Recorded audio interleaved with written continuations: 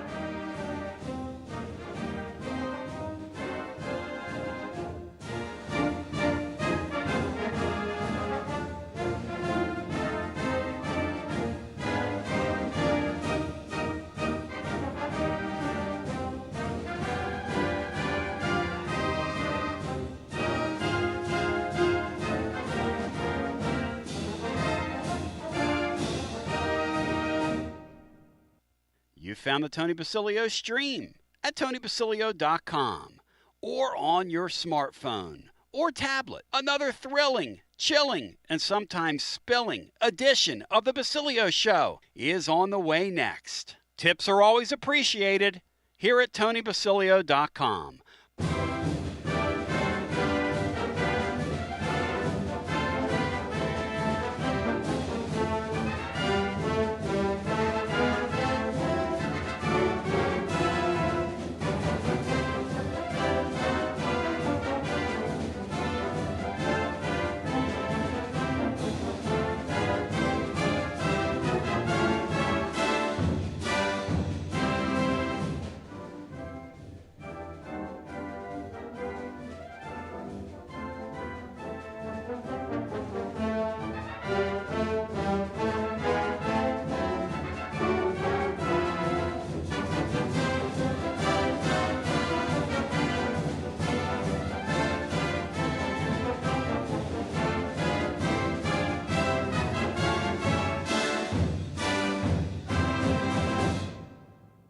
You're listening to FM 105.7 and AM 1340, WKGN Knoxville, and W289CU Knoxville, Fan Run Radio.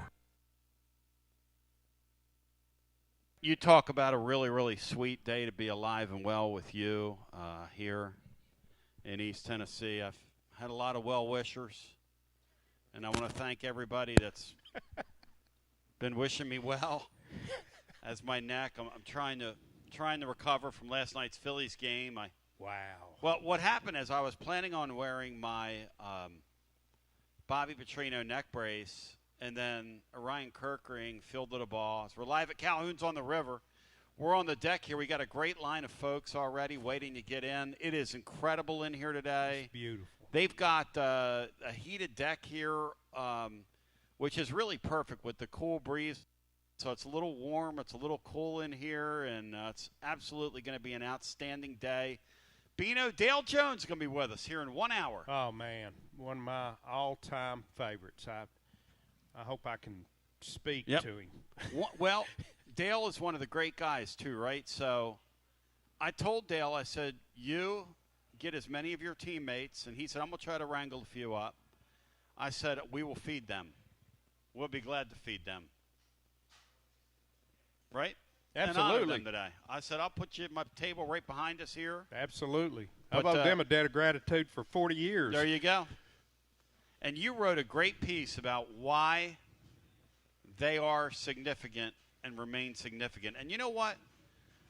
The truth is, with a team, you don't always have to win the world championship for you to be significant to me. That's what they prove. No, absolutely, Tony. When you asked me to do it, I thought,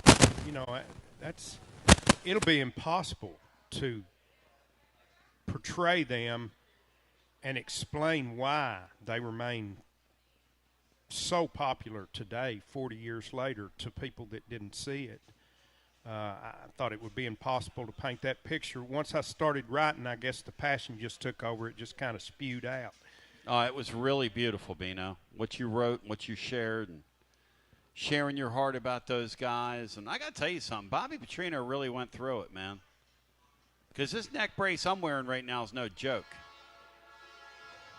This neck brace I've got on right now is no joke. And I've had 3 or 4 people say, and there goes the lane train. Right on time. Lane train is always on time. I bet the lane train in his day was chased on a few motorcycles. Oh, man. Running from a few boyfriends. Wonder how many portal guys are jumping on that thing as it Go! goes by. You know the lane trains. There he goes. There goes the lane train. Baseball, isn't it absolutely crazy? Yeah. And I felt so bad for you last night and for Kirkering. That's a mark that just won't go away. No. That'll never go away. But isn't it crazy that one of the things about baseball is the last guy you want someone to hit it to that has to throw it to the bases is the guy you pay to throw? They cannot throw to bases. I don't know if they just that's true. train themselves to never throw anything straight. No. Or they don't throw off flat ground or whatever. Mo Rivera, in my opinion, the greatest reliever that's ever pitched. The few blown saves he had, I bet 50% of them involved a bad throw from him. From him? Yeah. The poor thing, Bino, the sad thing about seeing that kid from the Phillies do that last night, well, really 2 things. First of all, the Phillies are better than the Dodgers and should have won that series. That kind of makes me sick of my stomach. But the second thing, and that's playoff baseball, it is what it is. But the second thing is that it felt like that Georgia game. Yeah. Because it feels like the better team didn't win, and that aggravates me. Yeah. I don't mind losing. Like, if somebody comes in, like if Arkansas comes in here tomorrow and beats us and they execute and the guy throws for 1,000,000 yards, fine. When you walk out of that Georgia game and you play better than them and you lose, that is a terrible feeling. And you know what? We were talking on Winners and Losers presented by our friends at Dos Equis, and last night, there are a couple teams in this league tomorrow that have games of opportunity. Mm-hmm. One of them is Auburn. The other one is Missouri. If Missouri wins that game, they're going to jump right in where we should have been. Yes. Which is a Tier 2 playoff team. Yes. We're in Tier 3 right now. We're in the need help category. Basically need to win out or need a little help. Because I'm of the belief that, 10-2 for us, when you start like we were doing it yesterday, I don't know if you heard our third hour, but we were breaking it down. I did. And 10-2 might be good enough or it might not. But if that kick just goes through, and I don't know if that kick is a baseball, if is like a pitcher fielding that ball and throwing it to first base. But that range of kick in modern college football feels pretty rudimentary. Yeah. Right? Yeah. I mean, that ball, you should make that kick. Yeah. I think relief pitchers basically are field goal place kickers. kickers. Yeah, I think that's right.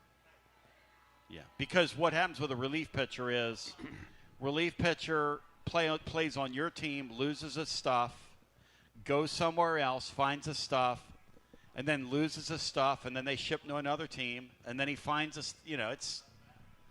It's a crazy, crazy thing.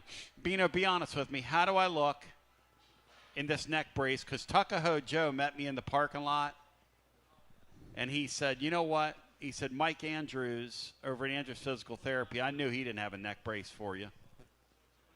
So I've come through in the neck brace, and I have people asking me, they're like, man, I know your back issue was really severe. Brown Liquor out there, he even sold for it. He goes, man, you really are having back issues. I'm like, no, Chief, we're playing Bobby Petrino this weekend. I told that young man right there, I said, here's a lesson for you, son, that young boy that's walking in here. I met him earlier. Yeah. I said to that, right there, that young man, I said, when you get older, don't fool around with your friends' girlfriends or you'll end up in a neck brace. If that young man's not a ball player, I don't know one. That's a good-looking kid. No question. That's a good-looking kid right there. 865-200-5402. We've got somebody walked in here with an 85. With an 85. Is that similar? That's a pretty good.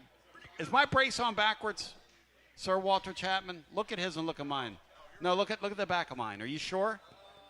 Yes, it is on. It is on backwards. All right, let's flip it around. Leave it to me. I just looked at his and looked at mine. Come on, there's no way. No. That your chin goes in that, you knucklehead. Where's my chin go? I've got several chins, Bino. Which chin at this point? No, that's good. Leave it to Walt Chapman to come in here and turn my neck. Hey, Walt, get off the damn stage and mind your own business. My gosh, man. You clown. All right, so There you go, Tom. here's what we're going to do today. Hughie Bear is going to join us, presented by our friends at Gouffon Moving and Storage.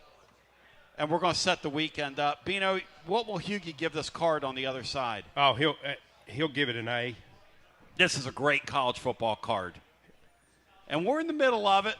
We're in the middle of it here. Makes me want to get back on my motorcycle and give it a ride.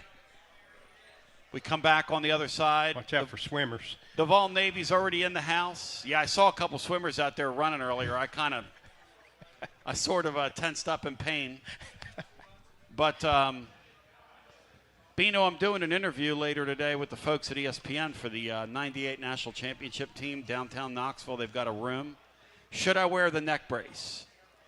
No, I would not wear the neck brace on that one, Tom. Well, I smothered rouge all over my face, so I got to have to figure out a way to get this rouge off my face. But it was Bobby Brown brand rouge for the ladies out there. Bobby Brown branded rouge. Only the best. We take a brief time out. We come back. I'd say if you tried hard enough, Tony, somebody would tune you up that way. Bino, who was which loss was more painful, mine or yours? Yankees or Phillies this week? Oh, the Phillies. Yes? Yes. Oh, nothing like that. No. A loss that stays with you for like 30 years. Yeah, that was brutal. That Just Georgia brutal. game this year was really, really painful. Yes. The more it goes along, And the worse it's going to get. Right? the worse I feel about it. Yeah. When Georgia when can't it first play. happened. Yes. When it first happened. Byron has heeded the clarion Yes. call, ladies and gentlemen. Byron is in a neck brace. And Byron, may I say, you look better in a neck brace than me. I'm going to come down and pile drive you later. Old school wrestling. You and Sir Walter Chapman, my golfing buddies out there. But, yeah, it's a bad feeling, Bino. That Georgia thing, because I think they're going to lose tomorrow. Do you?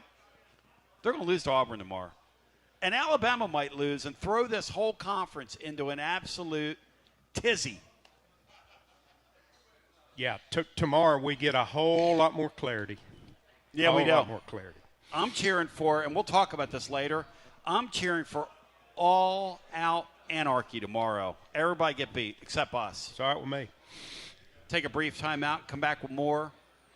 Hey, kudos to the 85 team. Kudos to the 1990 SEC championship team. It's a shame that Johnny's not here to celebrate with them. That's a great thing by the university, acknowledging and honoring both teams. Take a brief time out, come back with more. We do it on the other side and continue live at Calhoun's on the River after this. Are you searching for a great local coffee? I'm Billy with Grade A Grounds. You can buy our freshly roasted coffee online and support a good cause with every sip. Great coffee, greater causes. Visit our website today, gradeagrounds.com. You got to dream about buying some land and building on that land? Well, Waterside Contracting is your ticket. 25 years of making dreams come true, Michael Scott. For hundreds in our area, custom homes or remodels, Waterside Contracting will build on your lot. They do incredible work all over the area. Structural integrity, quality without compromise. It's a way of life with Waterside Contract. Check out the wonderful work Waterside does. WatersideContractingLLC.com. When it's time for your dreams to come true. Quality without compromising. Waterside Contracting. Preparing food for a big gathering can really take it out of you. That's why you need to call Calhoun's and check out their selection of party platters. Whether you're hosting a party for the big game, a reunion, or just an everyday gathering, a Calhoun's party platter is next level. Choose from Calhoun's always excellent chicken tenders, fly with Calhoun's wings, or boneless wings with a variety of dipping sauces, award-winning next-level melt-in-your-mouth barbecue ribs, or delicious spinach artichoke dip, or get one of each. Plus, if you're doing burgers or sandwiches, Calhoun's has lots of side dishes like spinach Maria, baked cinnamon apples, Smoky Mountain baked beans, or creamy coleslaw. Available in pints, quarts, and gallons. And to finish things off, pick up one of Calhoun's great desserts to go, including homemade cheesecake or key lime pie. Calhoun's, simply your go-to party headquarters. With 9 locations all over East Tennessee, you can order online and just pick it up. Calhoun's, one of the Copper Cellar family of restaurants, along with Chesapeake's, Copper Cellar, Corner 16, Cherokee Grill, and Smoky Mountain Brewery. Eat local, eat good. When it's time for your next move, you want to get your precious belongings from point A to point B with your peace of mind intact. That's why you need to call my friends at Gouffon Moving and Storage, East Tennessee's moving legend. Gouffon Moving and Storage has been helping East Tennesseans move since 1887. That's 138 years, 5 generations. That's even longer than the Dooley, Jones, and Pruitt era combined. Gouffon Moving and Storage, pro movers, serving Knoxville, surrounding areas, and interstate moves too, both residential and commercial. And we'll provide you with personalized service that other corporate movers simply cannot. We know how to move all types of items. We pay careful attention to our clients' valuables. Your satisfaction as a customer is our absolute priority. As the oldest continually owned and operated family moving business in the United States, when it's time for your next move, it's Gouffon Moving and Storage. And storage, it's secure and vaulted. Our newest offering of commercial storage logistics, we offer receiving, storage, and delivery services for all your business logistic needs. See more at Gouffon.com. That's Gouffon.com. Or check out the link at tclub.team. When it's time for your next move, East Tennessee's moving legend, Gouffon Moving and Storage. Life never stops moving, and between the 30-minute commutes, daycare pickups, weekly soccer practice, Tuesday night yoga, X number of coffee runs, and that weekend trip to Grandma's, you're racking up the miles. What you need is a tire that can keep up, a tire designed for doers, a tire that's going to last, like the exceptionally long-lasting Michelin Defender tire. With an 80,000-mile warranty and the safety and comfort you expect, you can forget all about the miles ahead and focus on getting to your destination or conquering your to-do list. Fleet Tire, I-275 exit 1B at East Woodland Avenue in Knoxville. That's Fleet Tire, I-275 exit 1B at East Woodland Avenue in Knoxville. Fleet Tire. Inward Half is committed to the game and the memorable moments that happen in between. From the tee box to the tailgate, from the green to the big game. For the first birdie with Dad, the first big win with Mom. Friday night lights, Saturday superstitions, Sunday traditions. Fall into the comfort and unparalleled performance of Inward Half. This fall, enjoy the walk-in. Are you tired of hiding your smile because of crooked teeth? At Knoxville Smiles, we've got the perfect solution. Invisalign. No metal, no wires, just clear, comfortable aligners that straighten your teeth without anyone noticing. Eat what you want, smile with confidence, and see results in as little as 6 months. Call us today for more information about Invisalign, 865-539-1776. Or just visit us online at knoxvillesmiles.com. Smile brighter with Knoxville Smiles. Out-of-town law firms have been swarming into East Tennessee lately. From Memphis, Chattanooga, and Birmingham, they've stormed into the area. Wouldn't you rather do business with a local firm? You know, a true neighbor. Marcos Garza and the pros at the Garza Law Firm are just that. There are neighbors and friends that support local causes year-round. The Garza Law Firm works to serve you professionally on criminal matters, injuries and accident matters, and Social Security and disability filings. The Garza Law Firm is here for you at garzalaw.com. The Garza Law Firm. Let us help. Fall has officially arrived, so now is the perfect time to make sure your home's heating and HVAC system is ready for the season ahead. Don't ignore the warning signs that your heating or cooling system is struggling or nearing the end of its lifespan. And if you need fast, reliable HVAC repairs, seasonal preventative maintenance, or want to invest in a new, high-efficiency system, then call the trusted HVAC experts at Pipe Wrench Plumbing, Heating, and Cooling. Whatever HVAC problems you encounter, our certified technicians will make a full assessment and then provide the best long-term solution to keep your home comfortable again all year long. We make it easy with free on-site estimates for replacements and free second opinions on repairs. And if budgets are tight, we offer flexible payment plans including 0% financing with credit approval. Be sure to ask about our 10-plus year warranties that are 2 times longer than industry standards, so you don't spend a cent on unexpected costs in the future. So call Pipe Wrench at 865-264-8090 or book online at pipewrench.com to schedule your appointment today. And as always, same-day service guaranteed or the visit is free.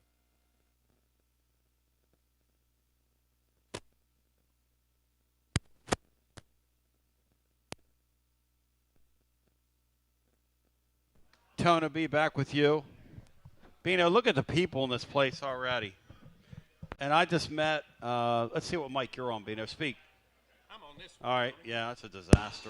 I'm all over the place here, Bino. I may have swapped on you there. I swapped on me. Mike Huguenin, Que Pasa, Migo. Grade the card for me, Hugie, live at Calhoun's on the river.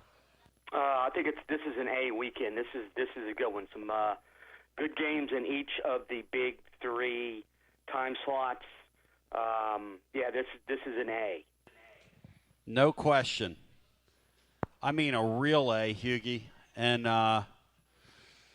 boy, I have a weird feeling, Hugie. Let me start in this Auburn hosting Georgia. Because we'll save the best for last. We're going to save that Tennessee-Arkansas game for last. Because I'm bracing for that game. I want you to know, Hugie, I'm braced for that game here. And maybe not for an upset, but I am – after seeing my Phillies last night, I just decided to brace for the weekend ahead, so to speak. Hugie, presented by our friends at Gouffon Moving and Storage. Tom Gouffon, shout out to you. It's unbelievable, Andy. Hugie, Auburn is going to get Georgia tomorrow, aren't they, Hugie? Talk to me. No. Georgia's won 17 of the last 20. This Auburn offensive line is quite bad. The Auburn defense is good and can do some damage to Gunnar Stockton, but I don't think the Auburn offense is going to be able to do much. They do run the ball relatively well. You can run on Georgia a bit. I don't trust Jackson Arnold when he drops back. The biggest reason is they've allowed the most sacks in the nation, 21. Georgia's pass rush has been underwhelming, to say the least. But I got to think that they've had a week off. I think Georgia will have a couple things planned to get to Jackson Arnold. I just don't think Auburn has enough offense to win. Hugh Freeze under fire, which is I think fine by a lot of people are loving this. I just don't think Auburn's that good offensively.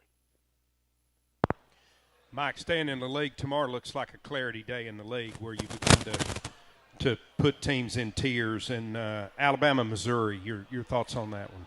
Yeah, this is Missouri. Missouri's 5-0. They welcome in Alabama tomorrow. They have not played a road game yet, so this is the 6th consecutive home game to open the season for Missouri, which is that's what a great schedule. They had a bunch of newcomers in the offensive backfield. They've been able to play a lot of garbage teams at home, and it's paid off. Prebula, if you're a Penn State fan, you're wondering why coaches said he couldn't throw the ball, because he's throwing the ball quite effectively for Mizzou. I think he's completing 75% of his passes. Ahmad Hardy, the transfer from Louisiana Monroe. Oh, yeah, he's going from the Sun Belt to the SEC. That's going to go well. Well, yeah, it has gone well. He's the leading rusher in the league. But I think that Ty Simpson can exploit the Missouri secondary. And, again, the Missouri's toughest opponent has been South Carolina. I think this is obviously a gigantic step up. I don't think Mizzou can beat Alabama, even if it is in Columbia. But the rest of the schedule for Missouri isn't that difficult either. The question becomes, does a 10-2 Missouri team deserve to make the playoff considering their schedule? And that's going to be an interesting question. My man Alan at WeShipFloors.com, shout out to him. Hey, Nico's back in the house today, the dog Nico. He told me yesterday, they tried to change Nico's name, but he wouldn't answer Bino to anything else. But today, Nico the dog is a winner. The greatest result. Hughie, how great is college football when Nico can go out and do that in honor of Nico the dog, who's here today? Yeah, it's almost a week later, and it's still hard to believe. A UCLA team that had not led for 1 second in a game this year beats Penn State. In some respects, obviously, Penn State led Oregon, beat them twice. But I also think that, a 25,000-foot view, I think it's time to realize, okay, James Franklin has done a nice job at Penn State. They're back among the national top 10. But he's never going to win a national title. And if that's what they want, they got to move on, because national title winning coaches do not lose to teams like UCLA. A UCLA team that got obliterated by New Mexico beat Penn State. Nico out, Drew Allar, that kid, if you draft him in the first round, and I'm sure, you look at his measurables, they're exceptional. His arm strength is fine. He's not it. I don't think he's a winner. So Penn State's got issues, obviously, and you wonder if both sides now are thinking it's time for us to part. We've had a nice marriage, but the kids are grown. We need to, we need to move on with our lives. There's a lot of schools that would take 9-3, 10-2 every single season, which is what Franklin can get you. It's if the ultimate goal is a national title at Penn State, and it should be, Franklin ain't going to get it done. I think last week was proof of that. It's okay to an extent to lose to Oregon. It's not okay on any level to lose to UCLA in the manner in which they lost to UCLA. We having a party here at Calhoun's on the River. Ton of folks out here already. Get out here. They are, ladies and germs, a taste of Tennessee.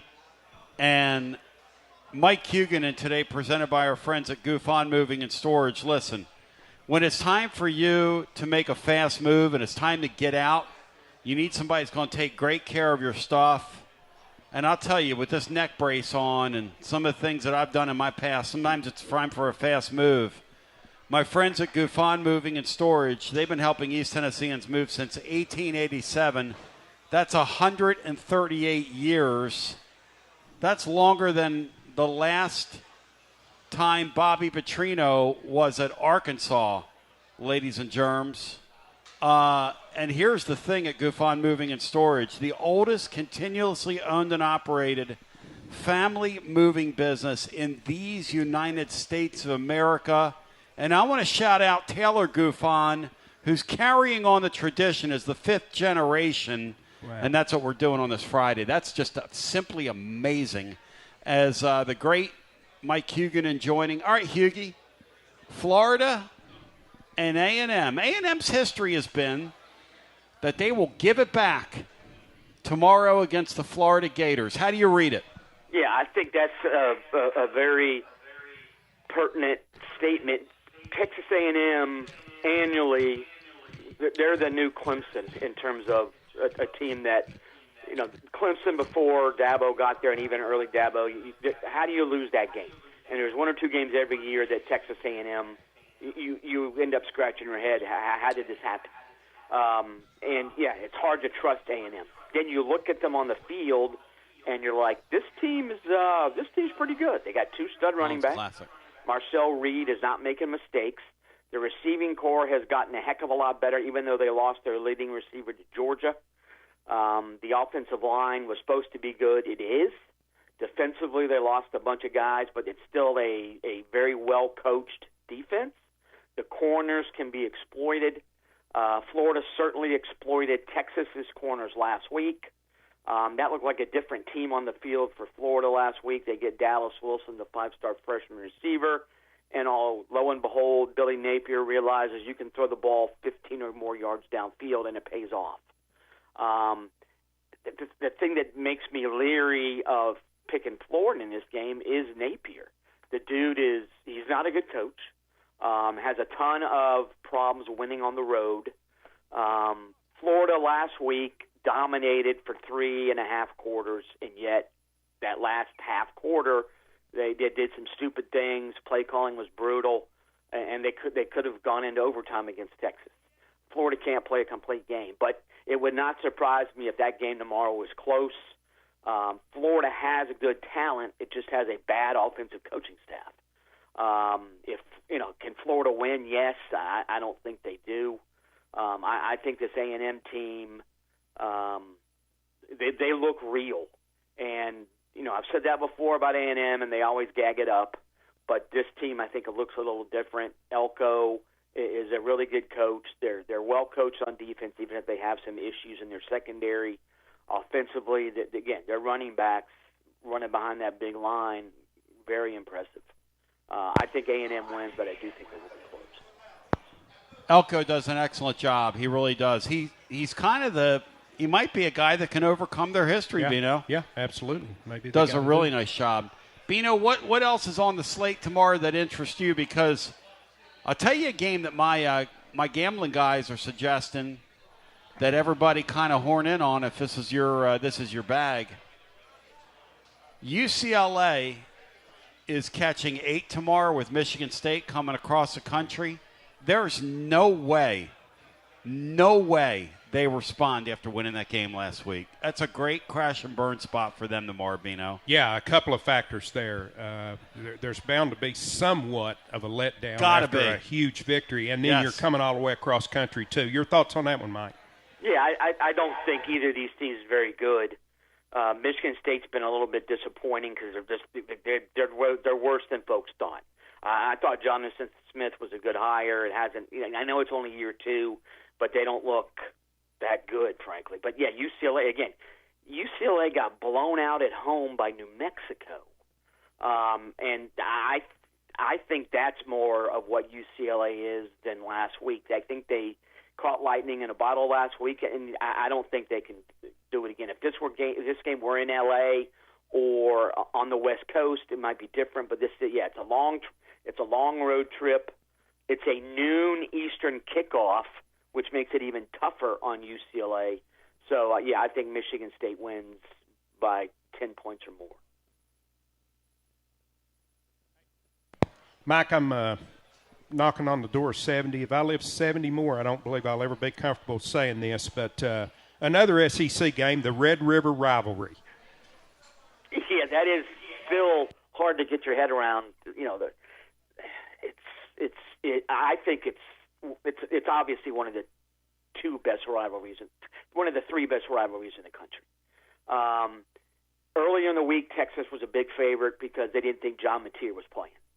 All week long, Venables has said, well, Mateer probably not going to play, whereas Sarkisian's like, no, we're preparing for him. And then it comes out today, lo and behold, Mateer probably going to play.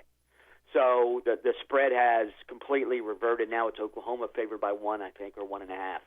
If Mateer plays and is 90% healthy, Oklahoma's going to win. Oklahoma's defense is exceedingly good. Florida confused Arch Manning big time. They blitzed some, but they mostly confused him by, they blitzed a linebacker or a nickelback or a safety and dropped the lineman into coverage. I think Oklahoma's just going to blitz and send 6-7 guys at him.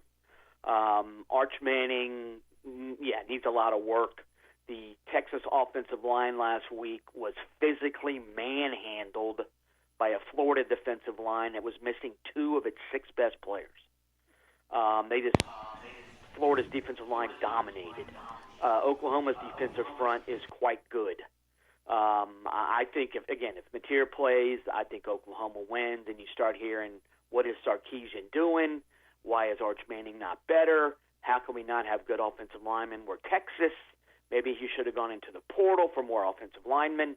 And all those things you can legitimately say all of those things if Oklahoma wins tomorrow. Texas blew their doors off last year, and Oklahoma will be out for revenge, and they have the better team if Mateer plays. By the way, shout out Julie Mack. Bino is now wearing a neck brace along with me in honor of Bobby Petrino's return. And this Petrino guy, man. He's likable. He's one of the great guys in he's one of the great guys in college football. I mean, a guy when his lips are moving, you know truth is coming out of his mouth. Hughie, I'm wearing a neck brace down here in honor of this. You know, and I've been having back problems.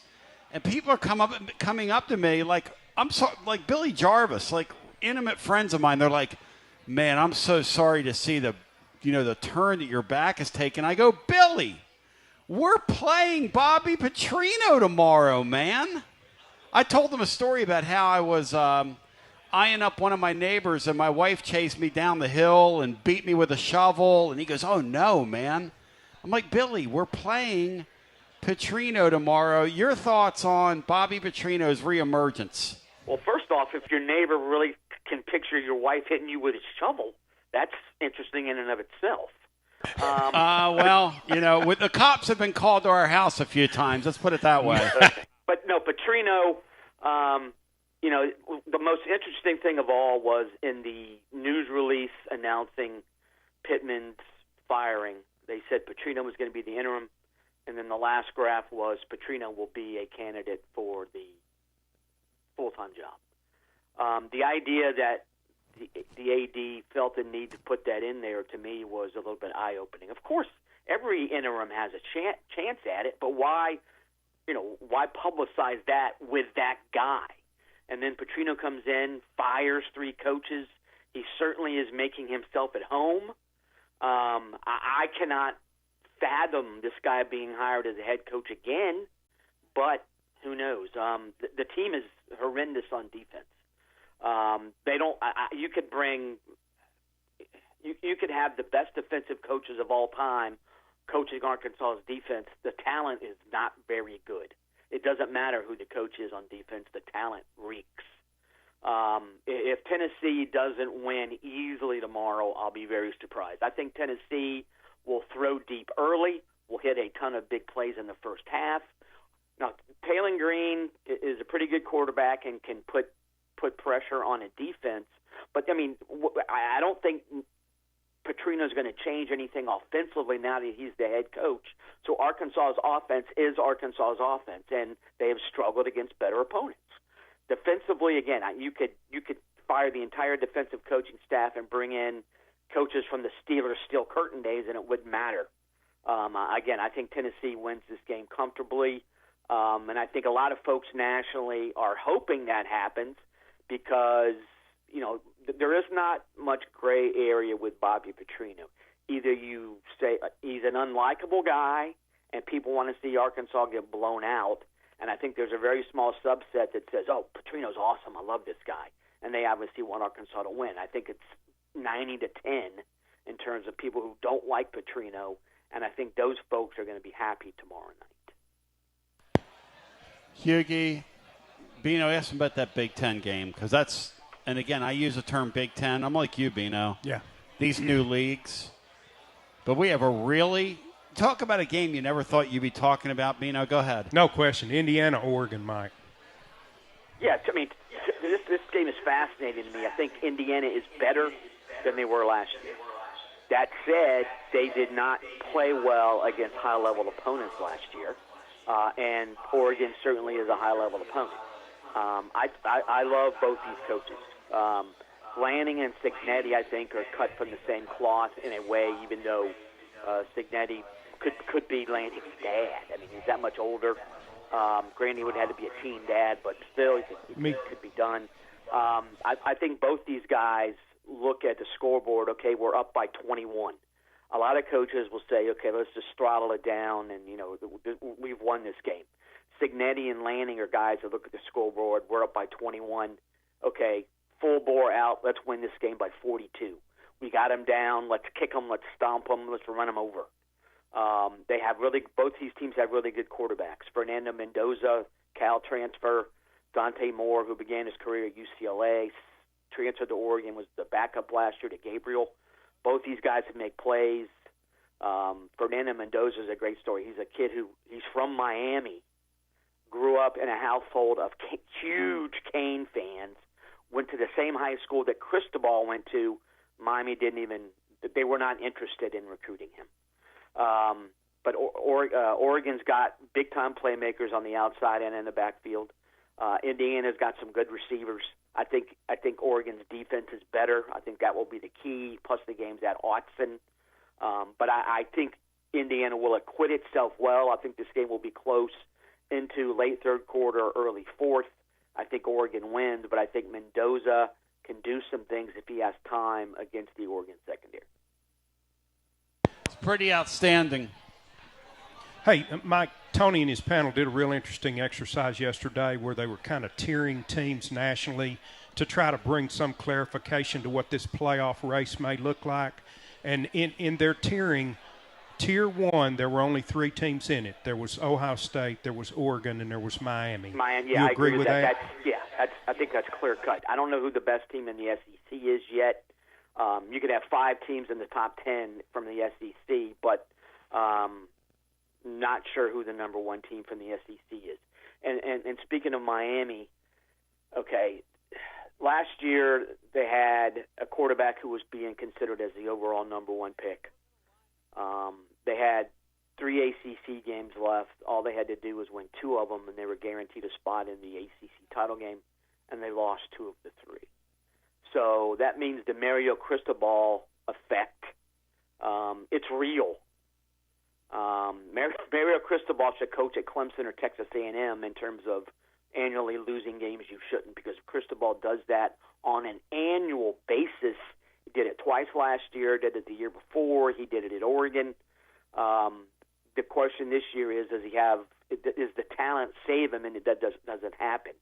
But yeah, again, you look at the rest of Miami's schedule, who's going to beat him? But then you realize, Cristobal is the coach, so they could lose 1 or 2 games. Ohio State you look back, and that win over Texas, big deal. We're going to find out more about Ohio State. The Oregon, when they went to Penn State, I think was a legitimate win, even though Penn State the next week turned around and its season's over. I think they let Oregon beat them twice in a way. But each of the top 3 that's clearly and distinctly the top 3 right now. I also think each of those 3 teams could lose once or twice because they're not fully formed, so to speak. So the playoff race is going to be incredibly interesting the rest of the way. Who's the best team in the Big 12? Sam Leavitt is doubtful. So can Arizona State beat Utah without him? I don't know. Texas Tech spent all that money. It certainly looks like it's paying off. Who's the best Group of 5 team? Gigantic game tonight, USF at North Texas. Both those teams could win the AAC, and I think the AAC winner is going to be in the playoffs. So there's a lot. Here we are in basically mid-October. This is week 6, or week 7, actually. This is, there's a lot of stuff to be decided. I mean, the puzzle isn't even half done. So this has been an entertaining season thus far, and there are so many questions left to be answered. I mean a 6-week sprint, the likes of which we've never seen before. I've been following this sport all my life, and I'm old enough to know better. And I don't know that we've ever seen, Bino, a college football season like this one and what we're about to see. These teams jockeying and fighting for these final spots are going to be out of control. And, my friends, because now it's time for the Gufon Moving and Storage Mover of the Week, as selected by the great Balyer-Head, when you say thy name, Mike Huguenin. And I want to remind you that my friends at Gufon Moving and Storage have secure vaulted storage, newest offering of commercial storage logistics, offer receiving, storage, even delivery services for all your business logistic needs.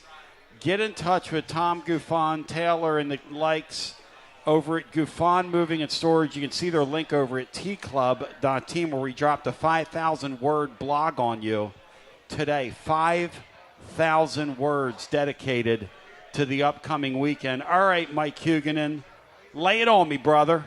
Virginia. before the season, people are looking at Tony Elliott and going, okay, he's fired. Who's going to want to take that job? That's not a good job. It's a highly academic school. They don't spend enough money in NIL. Plus, when push comes to shove, they'd rather be good at basketball than football. Okay, so Virginia goes into the season, tons of questions. They lose the second game of the season to NC State. Who's going to replace Tony Elliott? Okay, they have won 4 in a row since. They beat Florida State. They went on the road last week to beat Louisville. Impressive because Louisville was unbeaten. They got this week off, and then you look at the rest of the schedule, and all of a sudden you realize, oh, my God, their toughest remaining game is Duke. So we're talking a Virginia team that has a legit chance to finish 11-1. Tony Elliott's done a good job.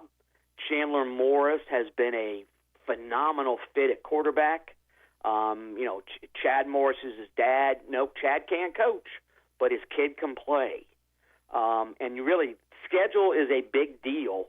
They have Washington State, North Carolina, Cal, Wake, Duke, and Virginia Tech left. That's a lot of garbage, a lot of flotsam and jetsam. So legitimately, the worst they should finish is 10-2. Easily could finish 11-1.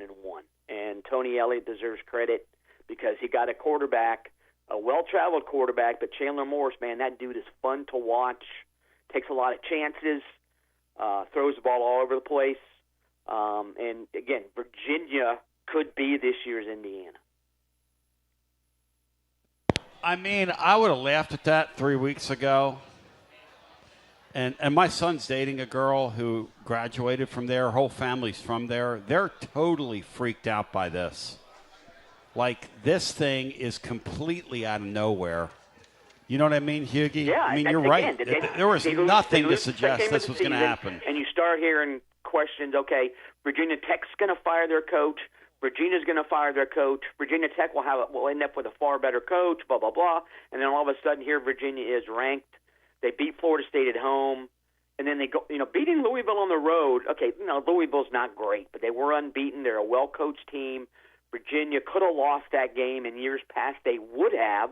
This year, though, sort of like FSU game, they sort of bowed up late and got it done. So, and again, the ACC outside of Miami, I like Georgia Tech. I think Haynes King's fun to watch as well.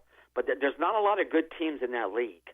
And if you beat the teams you should, you're going to have a good record. Now, I think if Virginia and NC State played again now, I think Virginia would win. But that's sort of the only thing that gives me pause. The idea that they lost to NC State means they can lose to anybody.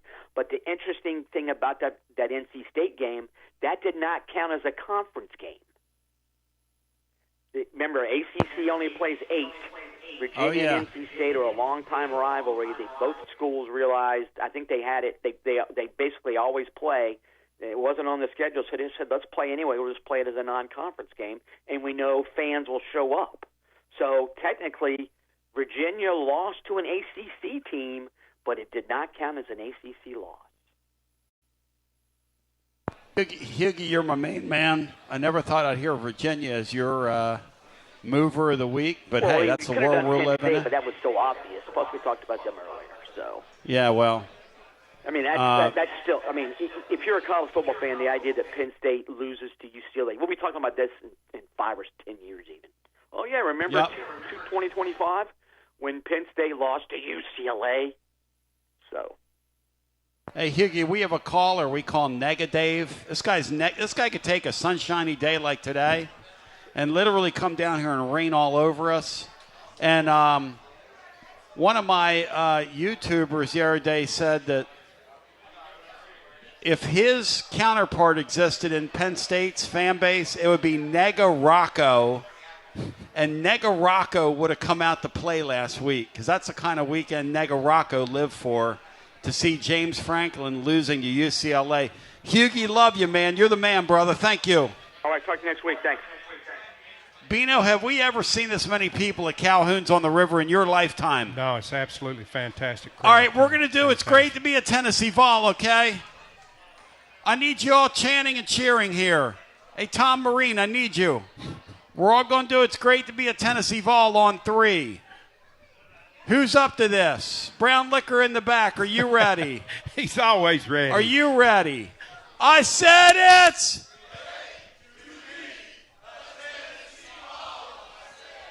Ha, ha. He. Ha, ha. He. Incredible. Incredible work by all of you. Incredible. We come back on the other side, 865-200-5402. Dale Jones, ladies and germs, is going to be arriving shortly from the 85 Sugar Balls. How many people remember the 85 Sugar Balls?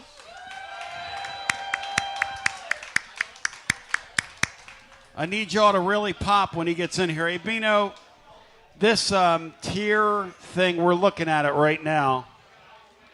And it is presented by my friends. Let's give a shout out to one of our new sponsors here, WeShipFloors.com. The whole family is here today. Listen, contractors or homeowners, listen up. We Ship Floors is the manufacturer. The pricing you're going to find is insane. I want you to check out that link of the video that's on our blog today, and then go to YouTube and look up the link of them taking a piece of lead and hammering what happens to what you've got in your home and what it's going to look like. And then look at their product, the Supercore floor, and see how it holds up to that beating, because it is no comparison. Don't you dare go to that big box store, WeShipFloors.com. They're based out of Johnson City. They sell worldwide. Alan's a huge Vol fan. His son's with him today. They go to all the games. His son goes to UT. These people are the real deal. Holyfield, millions of square feet in stock. All right, Bino, let's talk about what we did yesterday. The tiering of the teams, Bino, the tiering of the teams. Yes. Ohio State, Oregon, Miami in Tier 1. Do you buy that? I buy that. All right. Tier 2, Beanstar, talk to me here. I got A&M, I got Alabama, and the winner of the Georgia-Ole Miss game, yes or no? I would think right now that looks like the top tier of SEC teams, yes. And then Texas Tech makes the Big 12 a one-bid league. So that's 8 spots that are eaten up, Bino. Yeah. Yeah. Plus Notre Dame, that would mean 9 spots. Yes. That would leave Indiana, Missouri, Tennessee, LSU, Oklahoma, Texas, Georgia Tech, Michigan, and BYU fighting for the rest. And Hughie just mentioned Virginia. If you want to put Vandy in there, you can. Illinois, Penn State, if they win the rest of them. This is going to be a wild finish, Bino. Yeah, it's going to absolutely be a wild finish.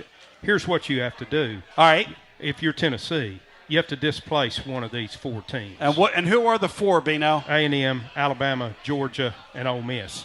You have to displace one of those teams. So when they take the floor, that's who you're rooting against. Yes. We need A&M to lose.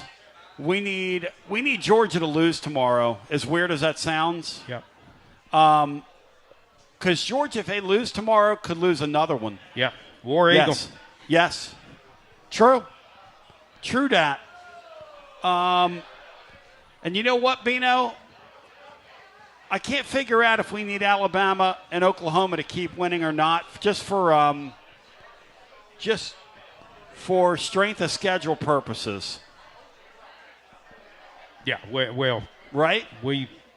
We have both of those on our schedule. We have an opportunity against both of those teams, so we need to take care of our own business. Games of opportunity, ladies and gentlemen, games of opportunity. We're going to come back with more on the other side. Hour 2 commences on the radio. The great Dale Jones will be by at some point in hour 2. It's going to be unbelievable, Andy, as we continue with more. We're live today at Calhoun's, a Taste of Tennessee. And by the way, I'll be out here playing music tonight with Fountain City Ramblers. So if you can't get by today, come out and see us play tonight. Davey Boy will be sitting in with us. Sexy Lancey and the gang. It's going to be unbelievable. Man, this fall weather, it feels so good outside, Bino. Yes, so amen. good. Beautiful day. So good. As we take a brief timeout and come back with more right after Whether this. it's baseball, football, softball, church groups, or schools, if you're raising money, do it with locally roasted grade A grounds coffee. I'm Billy Miller, a Vol alum and Knoxville native. You keep 40% of sales, and we donate 5% back to our East Tennessee community. Get started today by visiting our website at gradeagrounds.com. Score a TD every time with T3 Vodka. T3 is Tennessee's premium vodka, handcrafted with passion, precision, and a whole lot of pride. T3 Vodka is taking the Volunteer State by storm. T3 Vodka, handcrafted in the majesty of the foothills of the Great Smoky Mountains, where quality isn't just a promise, it's a way of life. Filtered 10 times and 80 proof. T3 Vodka delivers a smoothness that's unmatched. This dedication to excellence has already earned T3 Vodka prestigious accolades. T3 is a 5-time gold medal winning vodka and the 2025 SIPS Consumer Choice Award medal winner. Whether you're sipping it neat or on the rocks or mixing up your favorite cocktail, T3 Vodka is your choice for a premium, award-winning experience. Score a T3 TD and ask for T3 Vodka by name at restaurants and wine and liquor stores today. Drink it neat, drink it right. Drink T3 Vodka and score a touchdown every time. T3, Tennessee's premium vodka. Distributed by Athens Distributing Company. Please drink responsibly.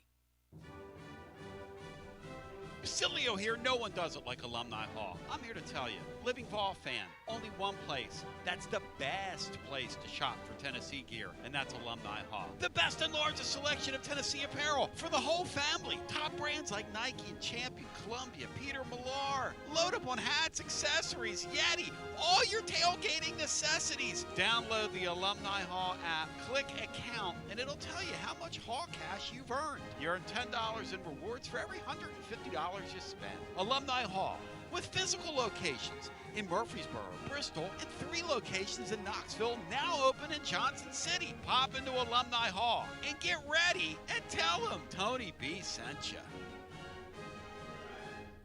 When it's time for a fresh coat of paint, run, don't walk to Walker's Painting. Interior and exterior, Walker's Painting's been making it beautiful since 1999 across the Knoxville area. New construction, repaints, commercial, residential, free estimates available. And get this, mention you heard Walker's Painting on the Basilio Show, 10% off your first job. Let's go! Run, don't walk to Walker's Painting. 865-688-1410. That's 865-688-1410. Walker's Painting, making it beautiful since 1999. Check out the ad at the blog at tclub.team. Walker's Painting. Hi, I'm Jim Simpson, owner of Simpson Meats. When's the last time you grilled a really good burger or steak? One your friends still talk about. Our goal at Simpson Meats is to make that happen every time you have a cookout. All of our cuts of meats, steaks, burgers, briskets, and pork are always fresh, flavorful, and sustainably sourced. We are family owned, so we know the importance of knowing how and where your food is raised. We have been putting quality first since 1888. Visit our butcher shop off Lovell Road or online at simpsonmeats.com. Okay, so we really need uniforms and equipment for this season. Can I trust you with that? Cool, I'll just order them online. What? Yeah, I'm gonna hop online and I'm gonna get them ordered. Hold up, that's not a good idea. We shouldn't just spend money on some random online retailer, okay? I mean, it seems pretty convenient. Trust me, it's a terrible idea. Let me simplify this for you. SM Athletics. Okay, how do you pronounce it? SM Athletics? They're the go-to for uniforms and equipment, whether it's for universities, high schools, youth leagues, you name it. So why wouldn't you rather go with professionals who can guide us through the process, design the perfect uniforms, and deliver the best equipment? Yeah, I guess that makes sense. What's the name again? SM Athletics. Right. It's definitely smarter to go with a company that emphasizes customer service, fair pricing, and, of course, excellent products. Exactly. So, yeah, I guess it's settled then. For uniforms and equipment for all sports, it's SM Athletics. Yeah, it's another day, but what kind of day is it really? A day of doom scrolling? Laundry day? Nah, it's a White Claw day. Light and refreshing tasting, uniquely cold way filtered. There's an iconic flavor for everyone. So grab a pack, grab your friends. Make the most of each day with those who matter most. When you're together with White Claw, every day is a once-in-a-lifetime experience. You just gotta grab it. White Claw. Grab life by the claw. Please drink responsibly. Hard seltzer with flavors. White Claw Seltzer Works, Chicago, Illinois. Got a problem tree looming over your home? Call ECR Total Landscapes. Whether it's trimming, removal, or storm cleanup, our certified pros get the job done safely and efficiently. We're licensed, insured, and ready 24/7 for emergency calls. Big or small, we cut them all. ECR Total Landscapes. Call now for a free estimate, 865-384-2012, and mention promo code FANRUN for free stump grinding on any tree removal now through the end of the year. Also, visit us at ecrtotallandscapes.com. Basilio here for Budget Transmissions. TGMD, the great Matt Dixon, took his Ford Escape to budget, and like our gold bullet back in the day, it was a total mess. And now, Matt's back in the game. He's got a new transmission, axle, wheel bearing, both radiator hoses, engine mounts, coolant hoses. I mean, his Ford Escape was about to escape to the junkyard, but he didn't begrudge it. He took it to budget, and now he's on his way back to Omaha. Budget Transmissions, over 30 years in business, conveniently located in Bearden. All extended service contracts are honored. A gold certified Repair Pal member. 865-584-4391. 865-584-4391. Budget Transmissions. Don't begrudge it. Take it to budget. Hey there, Basilio family. Jennifer Morris here with Keller Williams Realty. The countdown to fall football is on. Is your fall plan missing the perfect home to watch the Vols make another playoff run? If a new view is on your game day checklist, I'm ready to help you find it. Don't wait until kickoff. Give me a call today at 865-694-5904 or visit my website at nextmovesmokymountains.com. That's nextmovesmokymountains.com, and go Vols. Josh Collins at Collins Insurance Agency. At Collins Insurance, we strive to ensure our customers receive better coverage along with bigger savings.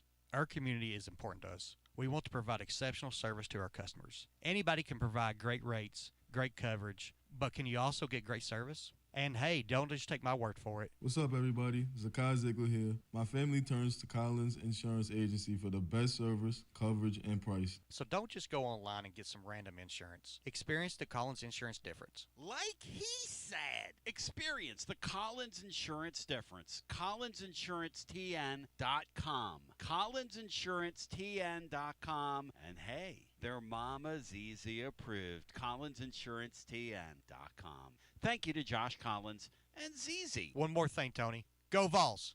You're listening to FM 105.7 and AM 1340, WKGN Knoxville, and W289CU Knoxville, Fan Run Radio.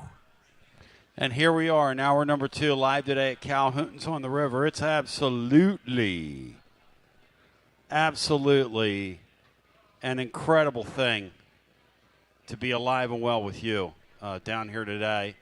I'll tell you what, y'all, this is an incredible crowd, and this is an awesome day, man, an awesome day. Hey, let's welcome our friends from Arkansas that are here today. We got some folks from Arkansas here. Thank you all for coming. We've got a great city, and we're glad to have you. You know, we were talking earlier in the week, Arkansas, me growing up, time I grew up, some of you sort of are in the same mindset. Man, they were a great. Who is this blonde woman that's joining me now? Who are you? I'm a Bobby Petrino's ride-along. Well, I mean, I was just getting ready to give it up for Arkansas, and you're over here doing bits now. Well, I'm sorry. So, I hate that for Arkansas. Bino, when we were growing up, Arkansas was a great brand in college football. And Yes. It's a shame that it feels like time has passed them by. Yeah. That kind of stinks. Well, when you had a guest on earlier this week that's talking about how the Walmart people are giving money to Missouri football rather than Arkansas football, yes, that pretty much tells you all you need to know. Yeah, that was very shocking, by the way. And then somebody told me that geographically, Bentonville is closer to Missouri school than it is theirs, and they had some people that go to, they had some kids that went to Missouri, and I'm sitting there going, I don't care what the excuse is. I mean, I would understand if you told me they wanted to give more to Arkansas basketball than Arkansas football, but not to give it to Missouri. Right. None of that makes any sense to me. And, again, it is sad because, I mean, those of us, look, we're celebrating that 90 team this weekend. That 1989 team played a classic Cotton Bowl against Arkansas. Amazing. And our games, Bino, with Arkansas down through the years, our games with Arkansas have just been wild. Yeah. Haven't they? Yeah, absolutely. And that was a great game. And then I was reminded by one of the local news stations the other day that we played that one of the longest games in college football history against them. Yes, right here. The 7 overtime deal. And I believe I read where Arkansas has upset Tennessee, has beaten Tennessee more as an underdog than anyone else with the exception of Florida. It's crazy. It is crazy. But we're going to go to the phones now without further ado. For the first time today, I want to get your thoughts on what will be, I think, a semi-interesting game tomorrow. I don't think Arkansas is going to stay in it, but I do think the games are not stay in it, but I don't think Arkansas is going to win the game. I mean, stranger things have happened this year in college football, and stranger things might happen this weekend in college football, truth be told, so anything can happen. You always have to qualify this year when you start talking about the sport, don't you? Yeah. That anything can happen. Yeah, I just don't think we've ever seen as much parity, Tony, and therefore we're probably going to see more chaos than we've ever seen. And it's made the sport better. Dang, Tony, my hair's in my eyes. Well, it's here's a the thing. first-time problem. Bino, when's the last time your hair was in your eyes? Tell the truth. Well, hair grew, it grew up, so yes. It's never been in my eyes. But yes. At least 30 years. I had I can't tell an off-color joke about my hair when I was a kid. All right. I'm actually going to swallow my tongue here for the first time in my life. Let's go to the phones. Glad I was here for that. Thank you. 865-200-5402. Calhoun's, shout out to y'all. Y'all are the taste of Tennessee. This is incredible being here with you. Utterly amazing. Madison is calling us from beautiful Texas. Madison and Tejas. Welcome in. He has left the building. We've got Billy instead, I think. Let's get Billy in here. Billy, welcome in.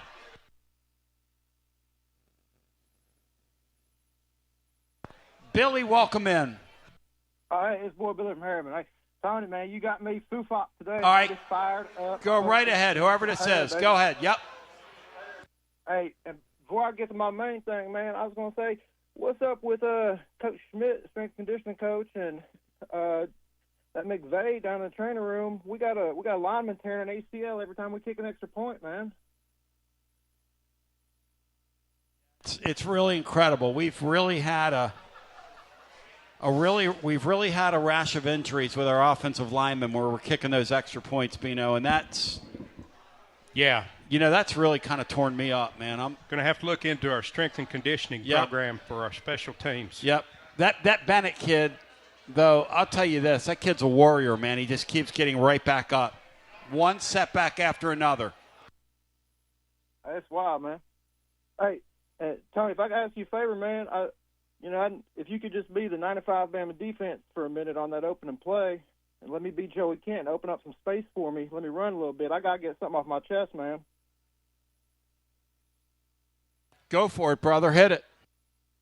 Hey, Joey, football, man, he is the real deal. And I know you always think I'm a little nutty and have a few screws loose, but I'm just saying, man, he is twice the quarterback T. Martin was. T. Martin got his 13th TD pass in 99 season. He got it in 2000. What even 99 season anymore? Joey Footman, on his way to being Joey Heisman, he got it done on September 27th with his 13th ball in the end zone. And, Tony, you know what October and November and December are? They're whole months. Tony, he did in 5 games, but he did in 13. completion rate between the two, 54 to 65. I know which one the 65 is, and so do you. And I'm just saying we've got a real deal quarterback. And Turkey, man, Hot needs to start turning this boy loose and let him take over some games. Don't hold him back at the end. He can get the job done. I mean, my grad school teacher, and I know it's hard to believe I went to grad school, but he said, boy, Billy, sometimes you got to treat people not as they are, but as they're capable of becoming. And, you know, I start seeing around town all these girls walking around with these crystals and plants all over their house and stuff, and they're trying to manifest this and manifest that. And I think I'm there, man. I'm not sure he can do it, but I'm going to choose to believe. And if he can do this thing, someone somewhere has got to be the first one with the idea or belief to make it happen. And if it ain't him, it ain't hype, and it ain't some local media guy, it's going to be me. I believe that sucker can win the Heisman. I really do. I'm going to choose to believe, Tony. Joey's football. Well, I'll tell you, Joey Heisman in my book, and I'm going to see it this week. I'll tell you this. He's going to throw up some huge numbers this weekend, and Tennessee's going to win this game.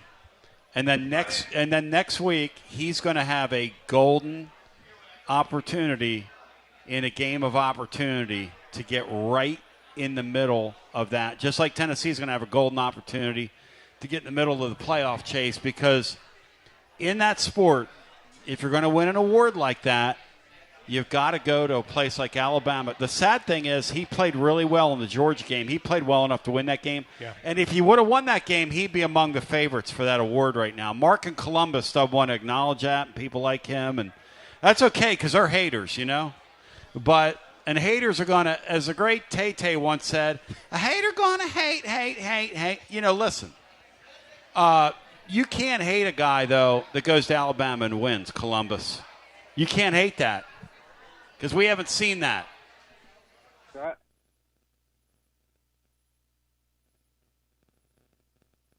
So, thank you. Anything else for us, my friend? That's all. Well, I was just going to say, where'd you have Thank the you. Mormons Bill- while you were here? What tier were they in? What's what now? What tier did you have those Mormons at BYU in? Was it 34? I forget.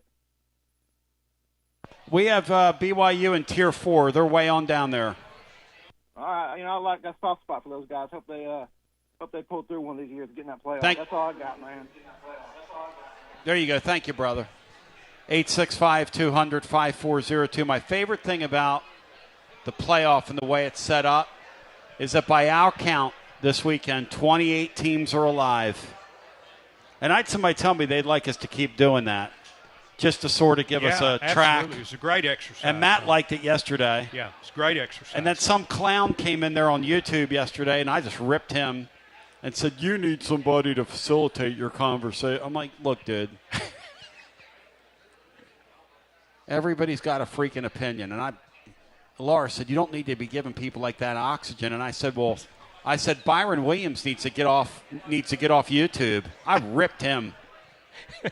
865-200-5402. Byron's scary with what he can Byron's do. a clown. Did he do a thing? Well, look. Send it over to me. I'll put it on Twitter. Send it over to me. I'll put it on Twitter. We have a reenactment, ladies and gentlemen. Let's go back to our phones. I even put a little rouge on my face, Bino, for the festivities. Let's get Nick in here. Nick's up next with us. Nick, welcome in. Hey, Tony. Long-time listener, first-time caller. Thank you for having me. Just want to say, on my bachelor party right now, I'm taking all the guys to the game tomorrow, and we got a couple people here who've never been to Neyland. What can they expect walking into Neyland Stadium tomorrow? Wow. So you're doing your bachelor party in Neyland Stadium tomorrow? Yes, sir. Wow. Good for you guys, man. That's cool. He asked what Thank to check you. out tomorrow. We're staying up in Sevierville right now. Coming down, we're going to do a little tailgating before the game. And, like I said, I got a couple guys here who've never been to Neyland. So I'm very pumped to experience that with them.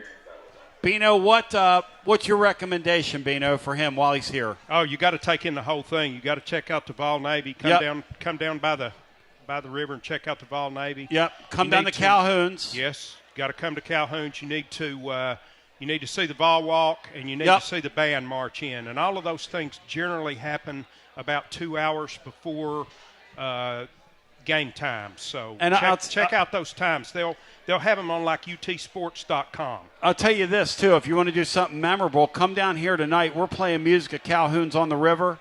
I'll put you and your boys on the mic, and we'll sing some Rocky Top with it. You can film it and have it for the rest of your life. We do that for people. I got no problem putting you and your buddies up there up front singing Rocky Top for us. Tony, we might have to take you up on that offer. Yes, Nick, I'm here for you, my friend. I'm a memory maker. We're here to make memories. Those that are out in the studio audience right now watching, enjoying me in my neck brace and my time of need and great pain are making a memory for them as well. Thank you, Tony. I appreciate that. Thank you. Appreciate you, brother. Hey, best of luck on your marriage, man. Thanks, man. Good talking to you. Hey, Bino, Jeff. Jack Dixon, Matt's pop, came in here. Yes. And he walks up to me and he gives me a big hug. And I'm like, hey, man, my neck, dude, my neck. I was in pain. I'm like, hey, man, my neck. He knows you're got a wrestling gig going on all Dale the time. Jones just texted me and said, I'm here, Bino. And I told Dale Jones, get up here. Yes. Where is Dale Jones? Paging Dale Jones to the bandstand. Where is Dale Jones? Paging the Vol legend. Paging the Vol legend. He just texted me and said he's here. Bino, you took your he said he's in a checkout line. What does that mean? He's in a checkout line. Oh, that's a wrong text. My bad. That's somebody. That's RJ who's going to come see us here at some point. He's in the checkout line. Here, describe to Dale where we are, Bino. You talk to him. I'm going to let you talk to him, Bino, and you tell Dale how to describe it to him. I just hit, yeah, there you go. Now you're going to talk to him. Go ahead, Bino. We're multitasking up here. Whatever you do, don't try this at home. And whenever you do it, don't let people see that you're nervous or whatever, because there are no nerves over here with me. There are no nerves. Gosh, what a beautiful day. I want to remind you, tomorrow when the game ends, we're going to be live with you. It's Garza Law. Fifth quarter fan reaction. We'll be taking your calls, celebrating the game, and then also doing a watch-along. We're going to have 2 games tomorrow that we'll be watching while we're dissecting what we saw and enjoying another Tennessee victory. The games we'll be dissecting will include that Florida visit to Texas A&M, and also a game I'm calling the shot. Auburn's going to get Georgia tomorrow. Georgia going to get got. Georgia going to get got. Did you reach him, Bino? Bino. Oh, you couldn't. He didn't pick up? Dale Jones, get up here, my friend. We love you. Come see us. Bino, what's the reverence level that you have for the great Dale Jones? What is the reverence level, Bino? Well, I told you we've talked to in all the years that I've done this with you. Yes. I've talked to about 3 people. Yes. That I have a little bit of nerves talking to. Yep. Tony V, Al Wilson, and Dale Jones. Don't you dare put Tony Vitello in that group of people. What are you doing? No. Guy's a schlep. But when you're around a great like Dale Jones, man, we had Al Wilson here. Some of these guys carry the presence with them. No, absolutely. Absolutely. And when I was a kid, Bino, I met Carmen Basilio from one of his war buddies, World War II guys, 30 years ago. Listen to this show, living in West Knoxville. And he says, hey, Carmen's a World War II friend of mine. Would you like to meet him? I said, meet him? Yeah, I'd like to meet him. A guy like that had the aura of a champion. No question. When he walked into the room. Yeah. Laura said to me afterwards, she goes, it's like the guy was Dale. still carrying the belt around with him. Ladies and gentlemen, boys and girls, children of all ages, Bino, put the headphones on that man right there. Dale, how are you because the great Dale Jones is in the house, ladies and gentlemen. Give him a round of applause. Give that man a round of applause. Brother, how you doing? Good. Man, you look great. Thank you. Think you can still play? Don't think so. Huh? What's hurting today, Dale? When you get to be our age, we get a couple good bow movements. You're in good shape. How you feeling, man? I'm feeling pretty good. Good, buddy. Yep. Great to see you. What's it mean to be out here to get a round of applause? Like, look at these people here, man, on a Friday. This place is awesome. Yeah. I tell you, This is awesome. This is nice. Yeah, this is nice. Yeah. We could get used to this. Dale, welcome back, man. Thank you. It's good to be back.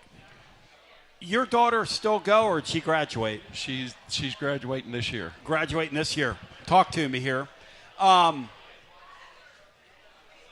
When you watch this group play, and they play with a lot, these guys are getting a lot out of their roster. What do you see when you watch this current team play?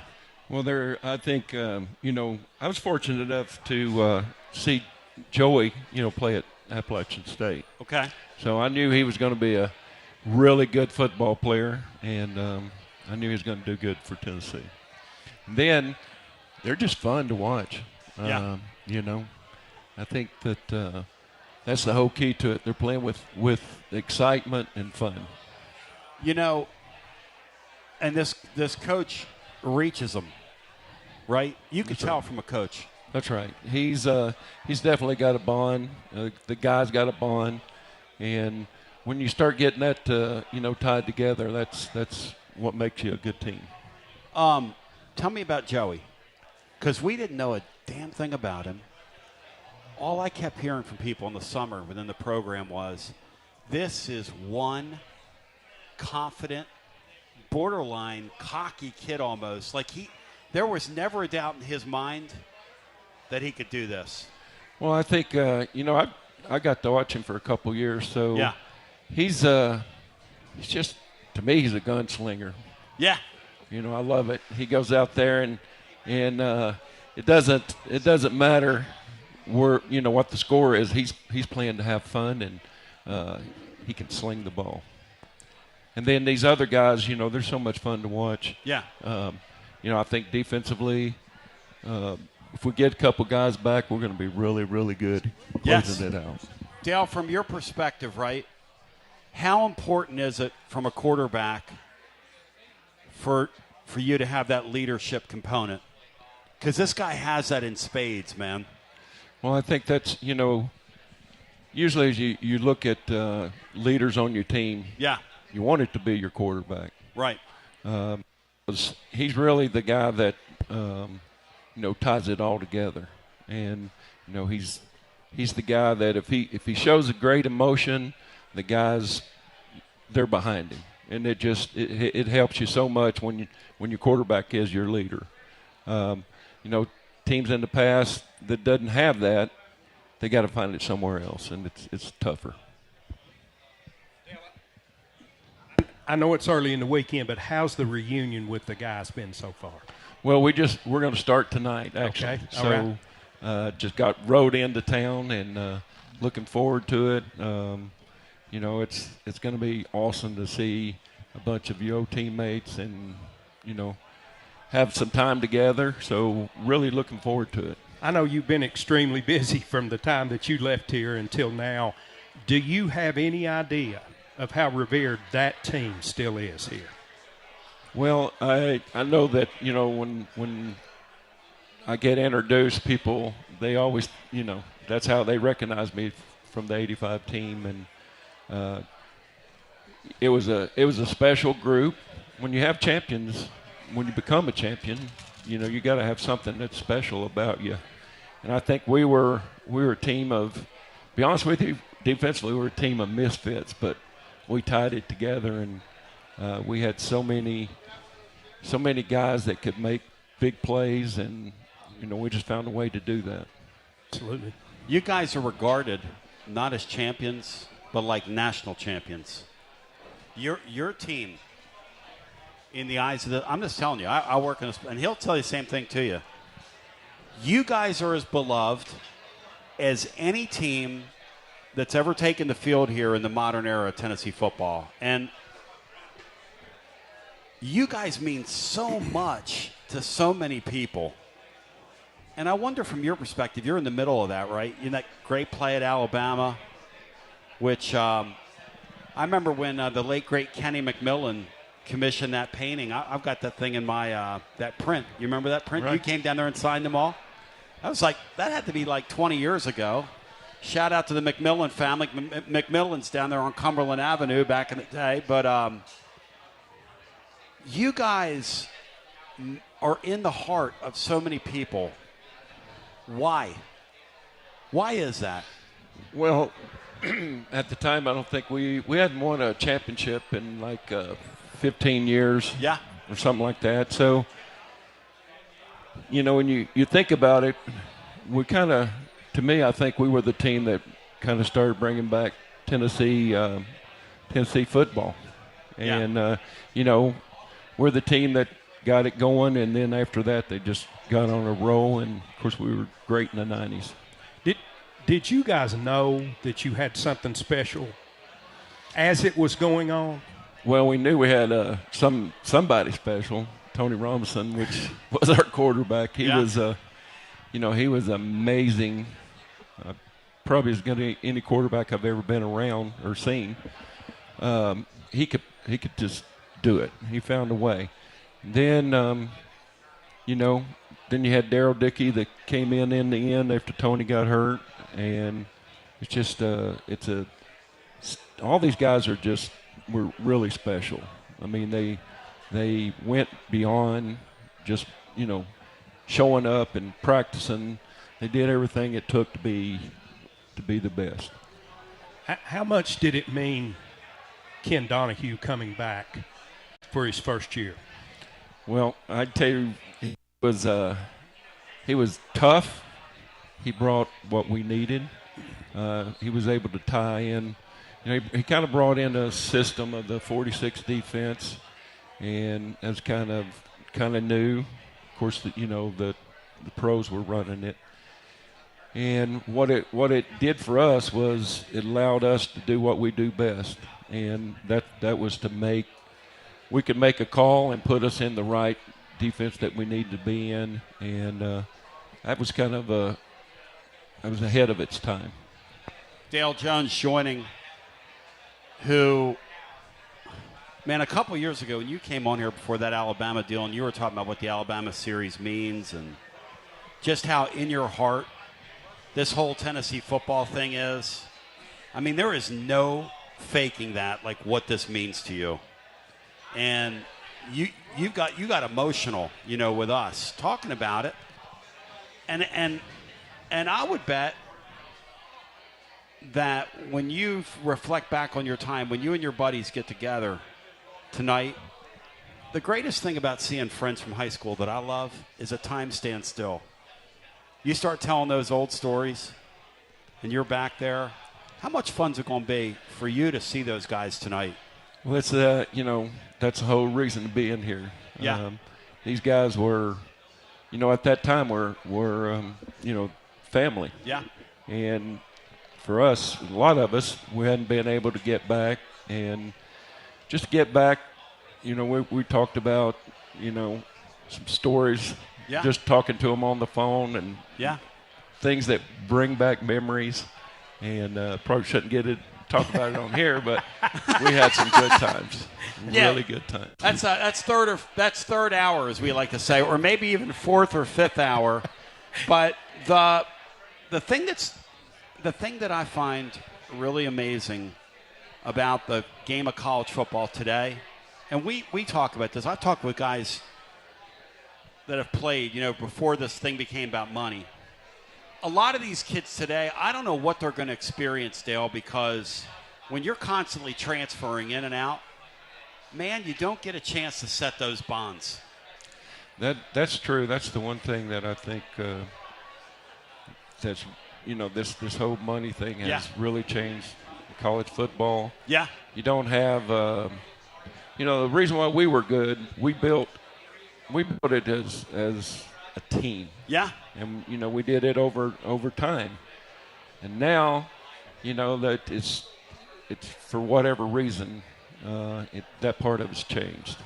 And I think that the teams that can tie themselves together and stay together are going to be the teams that are going to win more times than not. I watched Josh Heupel. I want you to speak through a coach's eyes now, okay? Watching him, it seems like he does a really nice job with his culture. I think he's done an incredible job. There's no doubt. I think he knows he got ahead of the game. Kind of like Clemson, where they didn't. He embraced it. He knew what he had to do to tie the guys together. Plus, that's what he did anyway. He's really good at, tying what he has, his team, and making them a team, and making them be as good as they can be. Yeah, some of the stories of the 85 team that are so endearing to me won't happen today. Chris White, fifth-year senior, first-time starter. Darrell Dickey, 3-4-year backup, comes in at the end of the year. You start out at TMI and come here to Tennessee and stay your whole time here. That's what's so a fraction of what's so endearing to your team. Today, you're not going to see that. So unless it's a Ty Simpson at Alabama, which is amazing for this day and time. Yeah. And he's a hell of a player. That Ty Simpson, hey, a guy that sits there for 3 years like that, who can play to the level he can play, I tip my cap to that. What happened to Joey Aguilar at UCLA was a complete disgrace. Well, I think it's, It's indicative of the times we're in, though, that's man. right. And, the thing, it is what it is. Yeah. And worked out the best for him. Hey, God bless him. Yep.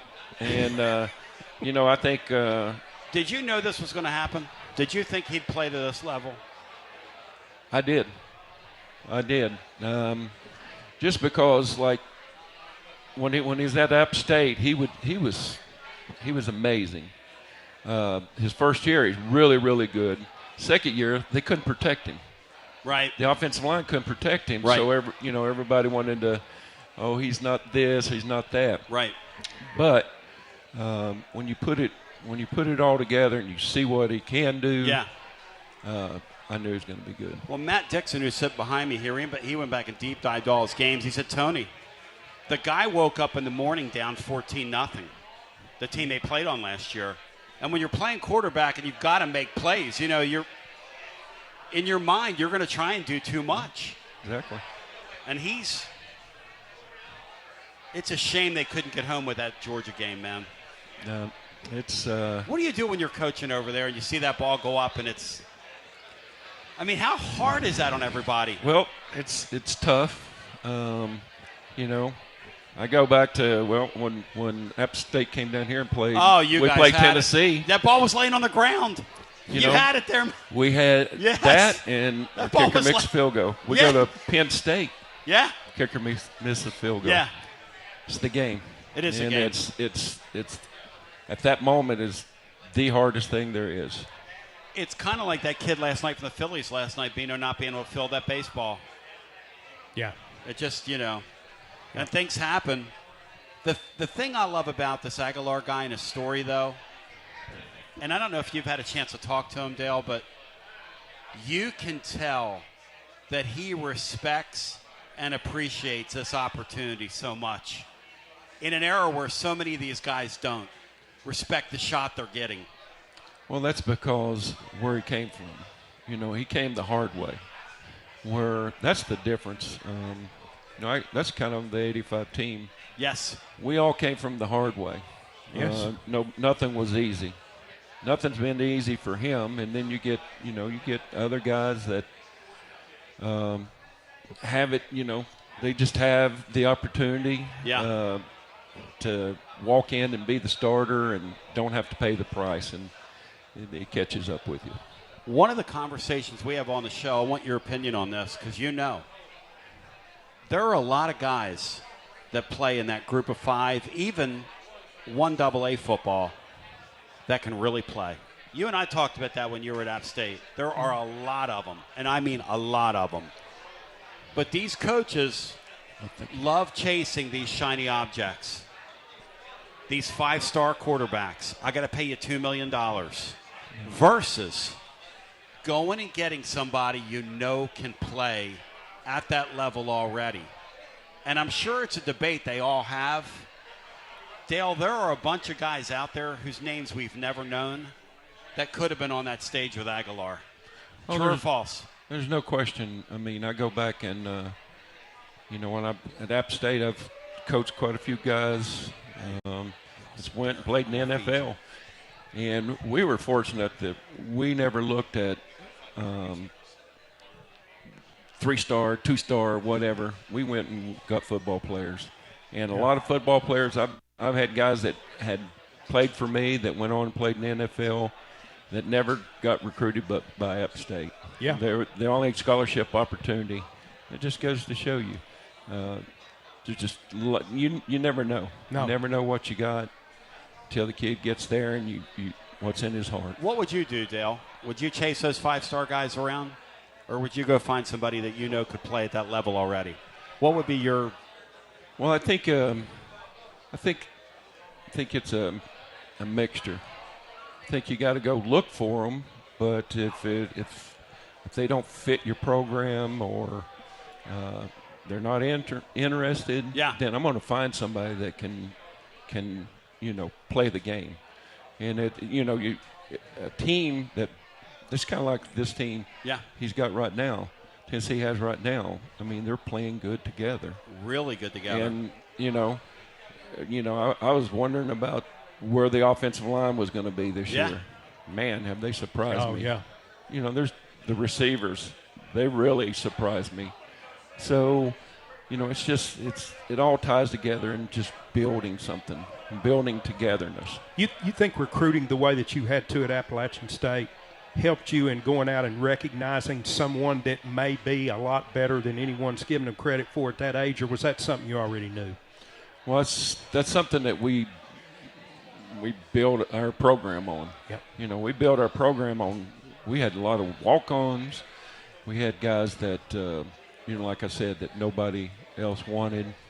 But it's kind of funny. We always found that superstar of something, and a quarterback, a running back, a couple DBs or something, corners that made a difference or some D.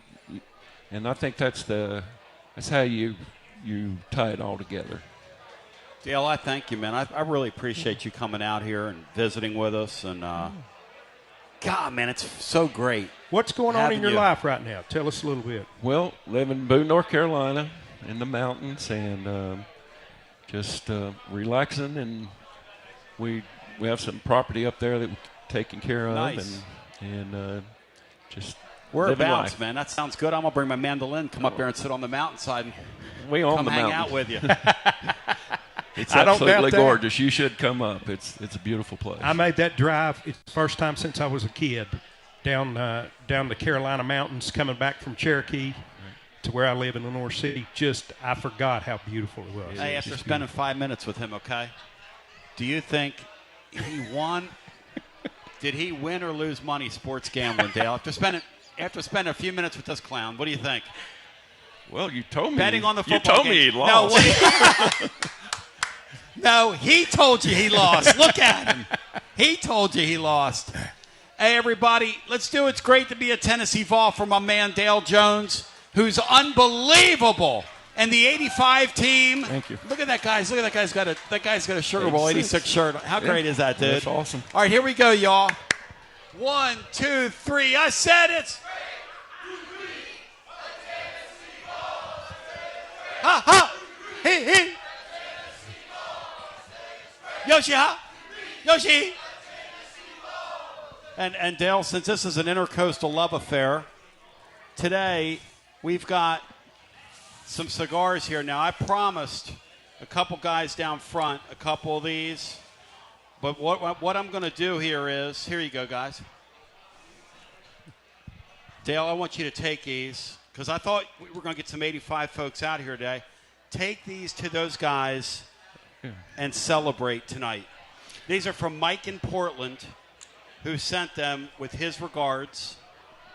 We'll enjoy these tonight. And they're gonna enjoy. We're gonna enjoy in your honor, my brother. Thank you. Thank you. Appreciate Real it. pleasure. Dale, thanks for everything, Thank you, man. guys. The great Thank you. Dale Thank you. Jones, one more time. Hey, if you want to stay and eat something, I'll get you. Okay. All right. Thank you, brother. The great Dale Jones, one more time, ladies and gentlemen. It's unbelievable, Andy. And there are some folks here that want to meet him and say hi. Go ahead. Go up and say hi to Dale. Be well, Dale. Enjoy your week. Oh, yeah. Bino. Now, that's time well spent right there, my man. Absolutely. And we are going to take a brief time out and come back with more. It is your Tony Basilio show, live with you on a Friday at Calhoun's on the River after this. Guests appear on the TLD Logistics Hotline. Online at tldlogistics.com. Are you currently a residential electrician? Would you like more benefits, better pay, more upside? What about a $3,000 signing bonus? Free company paid health insurance, annual profit share, company vehicle, gas card, much more. Call Advent Electric today. Advent, known for their large commercial jobs around town, and due to high demand, they're adding additional roles for their residential department. Maybe you know a friend, family member that's a residential electrician. Spread the word. Email hr@adventelectric.com. hr@adventelectric.com. 865-588-0631 and ask for the Tony B 3K signing bonus. Advent Electric is hiring. You got to dream about buying some land and building on that land. Well, Waterside Contracting is your ticket. 25 years of making dreams come true, Michael Scott. For hundreds in our area, custom homes or remodels, Waterside Contracting will build on your lot. They do incredible work all over the area. Structural integrity, quality without compromise. It's a way of life with Waterside Contract. Check out the wonderful work Waterside does. WatersideContractingLLC.com. When it's time for your dreams to come true. Quality without compromising. Waterside Contracting. College football fans, Chris Fowler here with the play call. This season, go for Dose with ice-cold, refreshing Dos Equis. It's more than a single play. It's a mindset. Think of it as a two-point conversion for real life. Taking the risk, making the bold move. Whenever we get the chance to go big, we take it. On the field and off, always go for Dose with Dos Equis. Enjoy Dos Equis responsibly. Copyright 2024 Dos Equis Lager Especial Beer. Imported by Cervezas Mexicanas, White Plains, New York. Whether it's baseball, football, softball, church groups, or schools, if you're raising money, do it with locally roasted Grade A Grounds coffee. I'm Billy Miller, a Vol alum and Knoxville native. You keep 40% of sales, and we donate 5% back to our East Tennessee community. Get started today by visiting our website at gradeagrounds.com. Hi, I'm Jim Simpson, owner of Simpson Meats. When's the last time you grilled a really good burger or steak? One your friends still talk about. Our goal at Simpson Meats is to make that happen every time you have a cookout. All of our cuts of meats, steaks, burgers, briskets, and pork are always fresh, flavorful, and sustainably sourced. We are family owned, so we know the importance of knowing how and where your food is raised. We have been putting quality first since 1888. Visit our butcher shop off Lovell Road or online at simpsonmeats.com. Hey there, Basilio family. Jennifer Morse here with Keller Williams Realty. The countdown to fall football is on. Is your fall plan missing the perfect home to watch the Vols make another playoff run? If a new view is on your game day checklist, I'm ready to help you find it. Don't wait until kickoff. Give me a call today at 865-694-5904 or visit my website at nextmovesmokymountains.com. That's nextmovesmokymountains.com, and go Vols. Tony Basilio, and we are live once again with Chad Stockton of FC Alliance. And Chad, you're out there on the field, 100 strong here in Knoxville. Talk to me. What's been going on with FC Alliance now that the weather's heating up? We're out here for the first night of the boys' tryouts. We have over 400 kids that'll be here tonight. So a lot of exciting times right now for us. Our club teams start at U9 and we go all the way through U19. We have over 1,000 kids that come from Chattanooga from the Tri-Cities that make all our teams and make this club what it is today. So we're excited about it. We finished the younger kids a couple of weeks ago. We just finished the girls last night, and now we're on to our older boys program as we speak right now. And we're blowing and going in the Tri-Cities. Tell me about it. We started FC Alliance North 1 year ago, and coming off the first year, we're the largest, most competitive club up in the Tri-Cities area. We just finished our tryouts last night. Looks like right now we will be well over 400 kids for the upcoming season. So great things happening up there. We've put our boys into some really good regional leagues. So we're excited about what the future holds for them and also our girls programs. If you want more information, check them out at fcallianceknox.org. That's fcallianceknox.org. Chad Stockton, keep growing the beautiful game here in East Tennessee. Absolutely. Thanks, Tony. Tony Basilio along with the great Mark Griffin. And we're here to talk about our friends at Performance Medicine. And Griff, their slogan, stay educated, stay healthy. That's you. Wow. I really like to think that, Tony, and I'd like to give Dr. Rogers a lot of credit because I definitely want to stay educated and healthy, and knowing that he's putting the time and effort in to make sure of my care, I want to encourage your listeners to put the time to learn and become educated and get to know Dr. Rogers and see if it can help with your health as well. And there's a really, really easy way to do that. In fact, they've got their own YouTube channel. You can see Dr. Rogers for himself with his staff.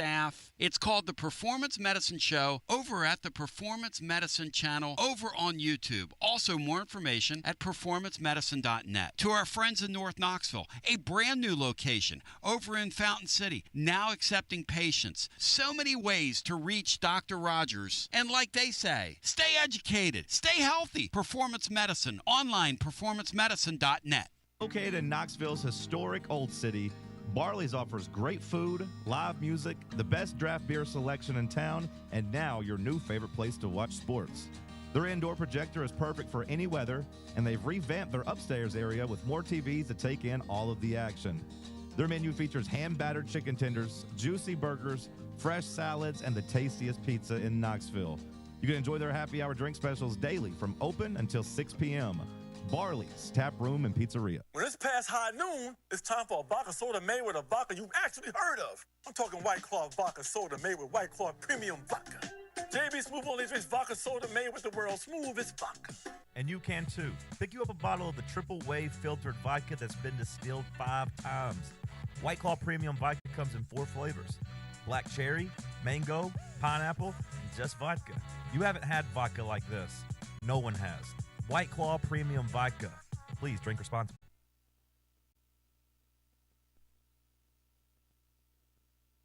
Tona B back with you. It's unbelievable, Andy. It's like Legends Day out here. It's been incredible. I mean, Dale Jones, I got to tell you something, man. I was over here vibrating. We were talking to Dale Jones. And, Bino, I saw you, man. Oh, man. You marked out for him. Oh, absolutely. You marked out for him. One of my all-time favorites. Absolutely all-time favorites. He was the heart and soul and face of still my favorite Tennessee football team, 1985. Sure. And you know what, Bino? When you spend time around Dale Jones, you get the picture that man still burns with intensity and love for his alma mater. Yes, he does. Just like my man R.J. Choppy. Now, here's the thing, R.J. When you're in it every day, like – R.J. Choppy, ladies and gentlemen, who is a Tennessee graduate. This guy hosts a great radio show in Dallas, a morning show. R.J. and Shan, how long you been doing it, R.J.? 15 years. 14. God! 14. Out of those 14 years, how many years have the Cowboys been well managed out of those 14 years? Define well. Twice, maybe? RJ, I love you because let me tell you about RJ. RJ comes up and sees games periodically here because he's got to do what he does during football season. But he's constantly texting, what's going on with the Vols? What's to this? What's that? And you follow it from down there. How much fun is it that the SEC has come to you in that market? Because I know you grew up down there, right? No, I grew up in New Jersey. Oh, I didn't know that. I thought you were a Dallas kid. No, I moved down there right after college. It's good. I like it. The Texas fan doesn't like it. They think that they're too good.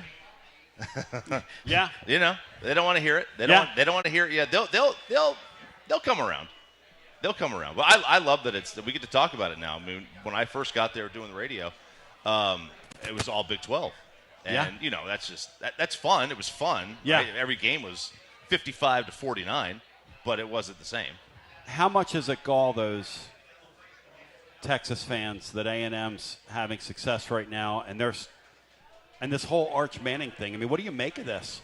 Dude, Arch, you can't make anything of it because there's no rhyme or reason to why. Everybody thought he was the chosen one. Yes. They kicked Quinn out. I mean, they essentially told him to leave. They're undefeated if Quinn's there. They would have beat Florida. I agree with that. They probably would have beat Ohio State. Ohio State didn't do anything special offensively. Yeah. I mean, all they would have had to do was score 15 points. They would have won. Quinn could have done that, but they wanted no part of it. They wanted the ceiling. They thought that his ceiling was met, and that was met in the Final Four. And now they probably wish they had it back. We're back, Bino, to what we were talking about with Dale, which is the concept of that veteran is that bird in the hand. Yes. And that guy over there is the one in the bush, that shiny object. Yeah. It's a weird deal, It isn't is. it? What's It happened to college absolutely is. football? Yeah. I mean, how do you explain our guy? This Dude, Aguilar story is... It's awesome. It's so... I think this, and there's a few other examples of it, you're better off if you're a big-time program not recruiting the freshman elite quarterback and just finding the next mid-major transfer who's going to be a third or fourth year guy who's already knows how to play the position. Because you don't have – there's no more 3-year window. It's a 1-year window now. Yes. You know, if you have if you get Derek Dooley in here and he has one bad recruiting class, you're screwed for 3 years. That's not the case anymore. Now you're screwed for 6 months. And you go back to it and you find yourself a good quarterback because it's a quarterback game. It's the NFL. It's the same thing as the NFL. If you don't have a good quarterback, you can't win. And you've got to have one that knows how to play the spot. Explain Pavia to me, Bino, if what he's saying is not true. Everybody would have laughed before that kid walked out there last year. Yeah. Yep. And it's the nature of this deal right now. How many people had questions about Joey? Tons. I never dreamed. Bino, coming into the season, be honest. What did you think before we saw this kid play? Record-wise, what were you thinking? I thought he was just a placeholder. Yeah. I thought he was just a placeholder. RJ, we're going to take some calls. Hang out. Yeah. RJ going to hang. His family's in the car. You guys are getting ready to go to the mountains. Yeah, taking them on a hike. Good luck. I got two now, teenagers in there. Are you going on, because you just asked Billy Jarvis, so I knew Billy would be the man to ask about that. Are you going the 2-mile, the 5-mile, or like Uncle Bino over here, the 10-mile? What are we doing? Well, we're not doing the 10-mile. I'll tell you that right now. All right. Not happening. I think I would like to do the 2-mile. I'm not getting adventurous here today. Hey, I'll tell you this. I was driving back from Cherokee, and I came down through the mountains. Yeah. And I looked people in the face that were on the side of the road getting ready to go hiking. Yes. And I saw a joy and a relaxation in those people's face that you just don't see much anymore in our world. You know, we drove up. Yeah. We drove yesterday, 12 hours. We didn't put the radio on once. I just sat there for 12 hours. That was the most peaceful 12 hours I've had in years. Hey, amen. Like the whole unplugging thing. Yeah. You know, I have people tell me that. They're like, I don't listen to your show anymore. My life's so much more peaceful. I say, hey, God bless you. I don't listen to my show either. And I do it every day. Let's go back to the phones. Sam, welcome in. You're on our Friday edition. Hello, Sam, and welcome in. You're on the air. Tony B. What's up, brother? Hey, Sam, welcome in, brother. How you doing? Man, we're here. Sorry about your Phillies, Tony, but they're still some of the greatest uniforms out there, buddy. And Dude, Bino, same to you, man. But, hey, you know, I feel for y'all, but I'm also glad that now y'all can concentrate on your Tennessee Vols football team going to the playoffs and going to the national championship game. You know, it's funny you'd mentioned that. I was telling Bino he's had a divided mind with the Yankees in the postseason. And, RJ, I was really glad they weren't going to last long. Oh, yeah? Yeah, kind of like my sillies. As your Phils do. Kind of like my You talk about two absolute pretender fraud baseball teams. Bino, what are the Yankees? When are they going to fire that GM, now that Sammy brings that up? How much longer are we going to go, Bino? They hired the guy in 98. Yeah. And they win championships in 98, 99, and 2000 that he has zero to do with putting those rosters together. And now he's won one World Series championship in 25 years with the New York flipping Yankees, and he still has a job. And the payroll. He's family. He's family, though. Yeah, he's familiar. He's family. He ain't going anywhere. He's familiar. And it's Cashman. That's right. That is your right. boy Cashman. Yeah, they showed him up there. He looks like a little nerd sitting up there. Tony. Shouldn't he move on and be a AD at a major college? God, Bino! Bring in the leather. Bring in the leather, Bino. Tony, I think I think he was the first caller. I think this might be a weekend for Joey's coming out party. Now, I wish he had been there last year so he could have the same revenge in his heart that our other guys are going to have. But they're gonna clue him in on it, and I think it's going to be a coming out party. Tony, we got to go get these guys. You know, they've had. I mean, honestly, y'all talked about it. You know, galvanizing a team after you fire your coach, but they're walking into a hornet's nest. We've had a week off to rest. These boys are going to be ready. Tony? Hey, how many points is R.J. Choppy and the great Dale Jones and the 85 Sugar Vols and the 1990 SEC champions, how many points, Sammy, are the Vols going to rain down on Arkansas tomorrow? Tony, I'm thinking it's going to be – I'm going to go with about 73 to 27. Yeah. Tony, and on the way out, you know, you just let the Karen callers get a little wordy, right? Well, listen, hey, on the way out, when people tell me callers are too wordy, generally what I say is goodbye, have a good day. Don't tell me how to do the show. I'll do the show. I'll host, you'll decide. Big boy. I got to draw the line. I got to parent you, Sammy. I'm parenting you over here.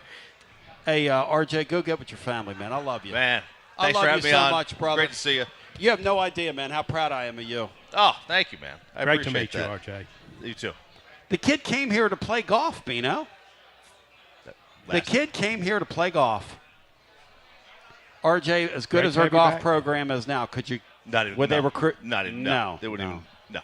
It's such a different day Totally in that different. sport. Totally different. And the guys, the kids that play now are just so freaking good. So good. It's unbelievable. Like, what kind of numbers were you shooting when you were a kid? High 60s, low 70s. Yeah. Today these kids. Oh, and that's on a good day. Yeah. Today these kids Yeah. bomb away. It's like low 60s. These kids out. I mean, the stuff these kids do is. I know. You're Wild. my man. I see it. I see it all the time. The Cowboys. The Eagles have opened the door. Are the Cowboys going to walk through that door, RJ Choppy? They'll walk through it and they'll get slammed right in their face. they're better than I thought. Like, their offense is good. Their offense is They're very legit. good. The offense is legitimate. Very legitimately good. Very good. RJ, love you. Thank you, brother. Love you, man. Thank you. That's my man right there, RJ Choppy. I just wanted to get him on, say hello to him. He'll be at the ball game tomorrow enjoying the action. Thank you, man. And have fun with your family up in the Montañas. And, hey, we're playing music out here tonight if you guys are around. We'll be out here playing on the deck. Come up and sing Rocky Top with us, with Nick, who's getting married. Let's go back to our busy phones. See you, brother. Good seeing you, man.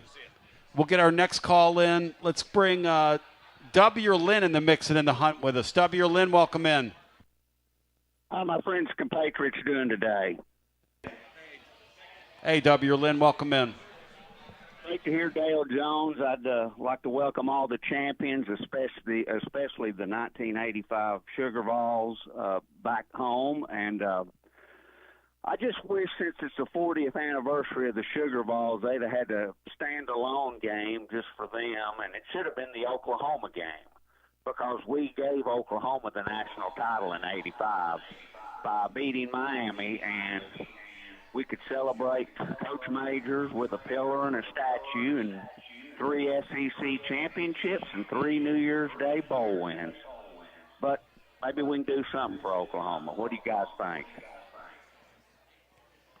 Yeah, W. Lynn, I'm happy that they're recognizing them. I hope that they hear all of the noise that's out there about the Champions Corner or whatever that is, and they'll do the right thing and honor Coach Majors the way he deserves to be honored. That Champions Corner thing, guys, stepping on these guys being here is one of the weirdest things ever, Bino. That is just – it doesn't matter who the AD is down through the years. Yeah. The unforced errors here, silly stuff like that. Yeah. That's just silly. Yeah. That makes no sense. But, Bino, your request, I do have the 1985 12-team playoff bracket. And it starts with Tennessee with a home game over Southwest Conference champion A&M. We win that game. We play Miami in the Sugar Bowl.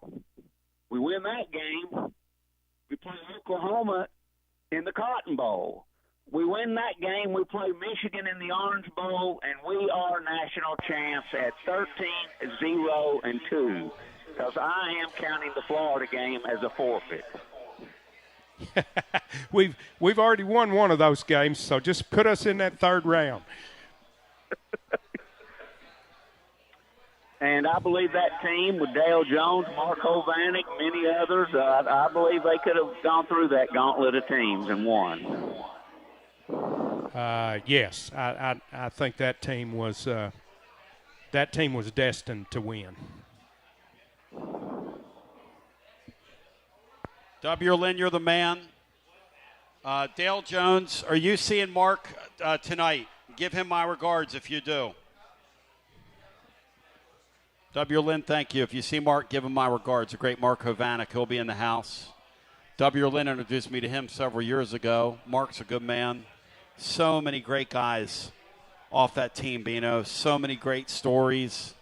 And Dale Jones, just, guy, so cool. Yeah. So cool. And I'll tell you something else, Bino. Committing to wear that neck brace out here today, committing to the bit. Tell young Parker over there, Bino, how warm that neck brace is. Oh, yeah. I committed to it, Bino. Yeah, it was unbelievable. You stayed as many segments as you did with that neck brace on, Tony. Mine was absolutely roasting me. I commit to the bit. That's what we do around here. We'll do a quick TLD Logistics Overdrive overtime, then we'll get out of here. It's pretty absolutely next level. I want to thank Billy Jarvis for his great service today. I mean, the man's unbelievable. He makes dreams come true. Hey, Bino needs a knife and fork, too, while you're on the subject. Bino, did you get those wings, too? Are those wings yours? No, those are not mine. Well, that looks like they're yours now. Hey, I ain't too proud to beg. I guarantee you Walt Chapman would come up here and he would do that. Good seeing you, boys. Good seeing you, boys. You guys take care. Love you. Peace. William Pattison up next. WKGN Knoxville and W289CU Knoxville. Fan Run Radio. Man, I lost my thing. Those kids walked up to me and distracted me, Bino. I was trying to get out, and you know what that's like? Ryan Kirkring last night.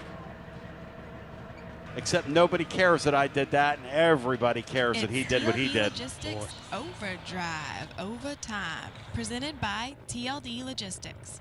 Online at tldlogistics.com. All right, she's got the headphones on, Bino. And now let's go to the guys with today's edition. She looks better in those headphones than you do, Bino. What? Duh. Dreams do come true. Dreams do come true on your Tony Basilio show. I totally choked the exit there, throwing it to William Pattison on the playbook. On Fan Run Radio, here we are. Bino, your thoughts on today's show? It was kind of herky-jerky. We had a bunch of guests. We had people coming in and out. I didn't get a chance to really spend time with the audience around the world like I would like to have. Just one of those things. It was a great day, Tony. It was beautiful. Had a great interview with Dale Jones. It was real. And W. Lynn, we still want to hear your 12-team bracket. So perhaps we'll get a call back from you. Yesterday, Sammy in Nashville got caught in the crossfire of our third hour that we broke down when we put those teams in tiers. And there were some people that hung out and stayed on hold for forever and ever. I hate that. I hate when that happens. I got angry yesterday and petulant on a guy on YouTube and cut a promo on him. And Laura says, "Why are you giving that guy oxygen?" And I said, "I don't know. It just does you ever do that sometimes where something runs over you and you're just like, why? What am I? I do. You know I do. Yeah, but you've directed it at me, like toward people like that. Huh? You're not the only one, Tony. Okay. There have been maybe one other in my life. Can drive you to the anger that I will drive you to. No, there's some button pushers out there. Yeah, I'm like, we just did a great hour, and you just urinated me off. Well, why does everybody have to have a freaking take, Good seeing you, boys. Hey, great seeing you. Enjoy your weekend. Go Vols to you. Let's get Joshy in here, followed by Richard. Joshy, welcome in, followed by Richard. Hey, what's up, guys? Hey, what's up, Josh? Not much. The Atlanta Braves are the last team to win the World Series from the NL East. Everything is right in the world. Is that what you were going to call me and tell? Still doesn't have a World Championship ring. I'm glad that I processed your call twice last night, Joshy boy. If that's what you were going to say to me, you clown. Yeah. Joshy doesn't give you a whole lot of cooling off period. Oh, no, he called Every me. once in a while I have to tell him, hey, you better give me 15 minutes. Dude, he big called boy. me. He called me 5 seconds after Orion Kirkering threw the ball away. I'm like, dude, what are we doing? I was actually going to comfort you and say, comfort I me really felt bad for that pitcher last night. Yeah, you were really comforting a second ago. dude, what was Kirking thinking? Like, Tony, do you think he panicked the reason he didn't throw it to first after he bobbled it? Sure. Listen, I can't fault a guy that tries. Yeah. You know what I mean, Bino? It's hard for me because that kid has to live with that. Me as a Philly fan, that aggravates me and it runs all over me and it's frustrating and it's kind of a Vol scar, But Bino,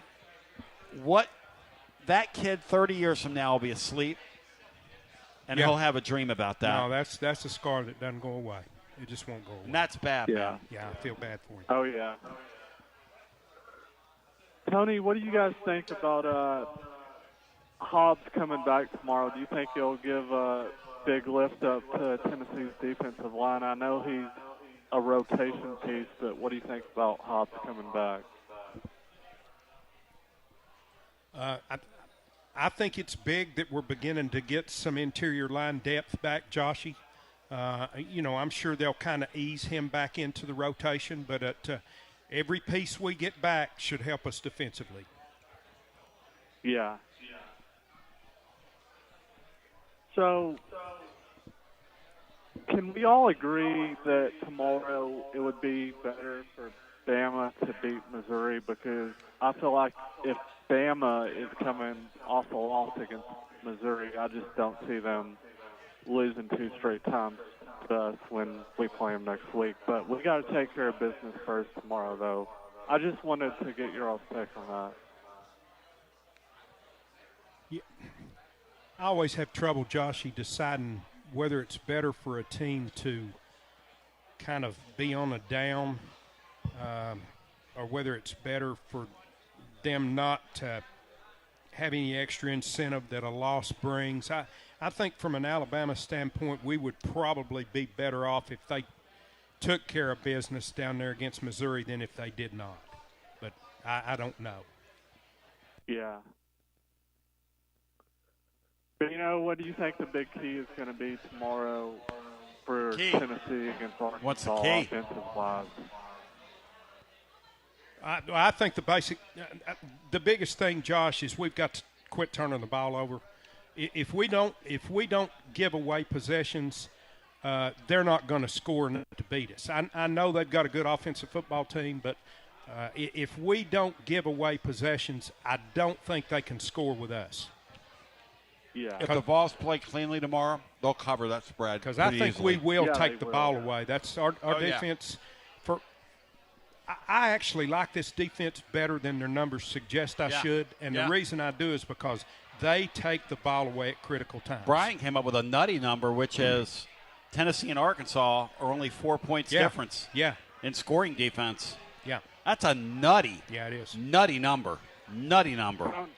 Tony, I feel like they could cover the full game spread the first half and first quarter, or even hit their team total tomorrow. They come in locked in. Yeah. Four-legger. In game. Yep. Yeah. Tony, out the door, in all seriousness, do you think yesterday that is probably one of the worst days in Philadelphia sports history? Joshy boy, in passing, quit. What are you doing to me, man? One of the worst days. He's comforting you. Joshy boy, you're out of here. What do you mean it's one of the worst days? No, man, it was great. I'm going to go out and get a T-shirt. I mean, you trying to urinate me off, Chief? I'm down here trying to enjoy myself. On my TLD Logistics Overdrive overtime. One of the worst. Yeah, I'd say it's one of the worst days. By the way, Josh, love you. Before I go back to the phones, speaking of four-leggers and kickers and this and that, we've got a Basilio best bet up over at VIP Play right now. And the truth is that you need to go check it out because everybody gets treated like a VIP over at VIP Play. 200 leagues. And I'm sure by nightfall, a team from Philadelphia that represents Philly will find a way to lose in every one of those 200 leagues you can bet on. But we've got a three-legger up there tomorrow. Tennessee's the first quarter spread between both teams, which is 14.5. Both teams are going well over that. That'll be a high-scoring first quarter. Tennessee's team total, we're playing the over. And then I'm also going to play Auburn tomorrow with the points, but I think they're a live dog tomorrow. Do we agree or disagree on that Auburn gets Georgia? You disagree? No, Hughie disagreed with it. I didn't ask your humble opinion on it, Bino. I'm not going to say that they get Georgia, but I think I believe they'll be in the game right at the end with an opportunity to get Georgia. And so I just kind of think that at the end of the day, tomorrow's going to be a fun opportunity to play the ponies. How many bets, Bino, do you have going tomorrow? Do you have anything good going? Because we're getting ready to get into winners and losers after Richard's call, presented by our friends at Dos Equis. I always make my plays after I get home from the show on Friday, Tony. Okay. I'll probably make 9-10 plays tomorrow, I'd say. Yeah, I'll tell you what's interesting about it is that it is a lot of fun. And it's a great way to, shall we say, just bring some life to your football weekend.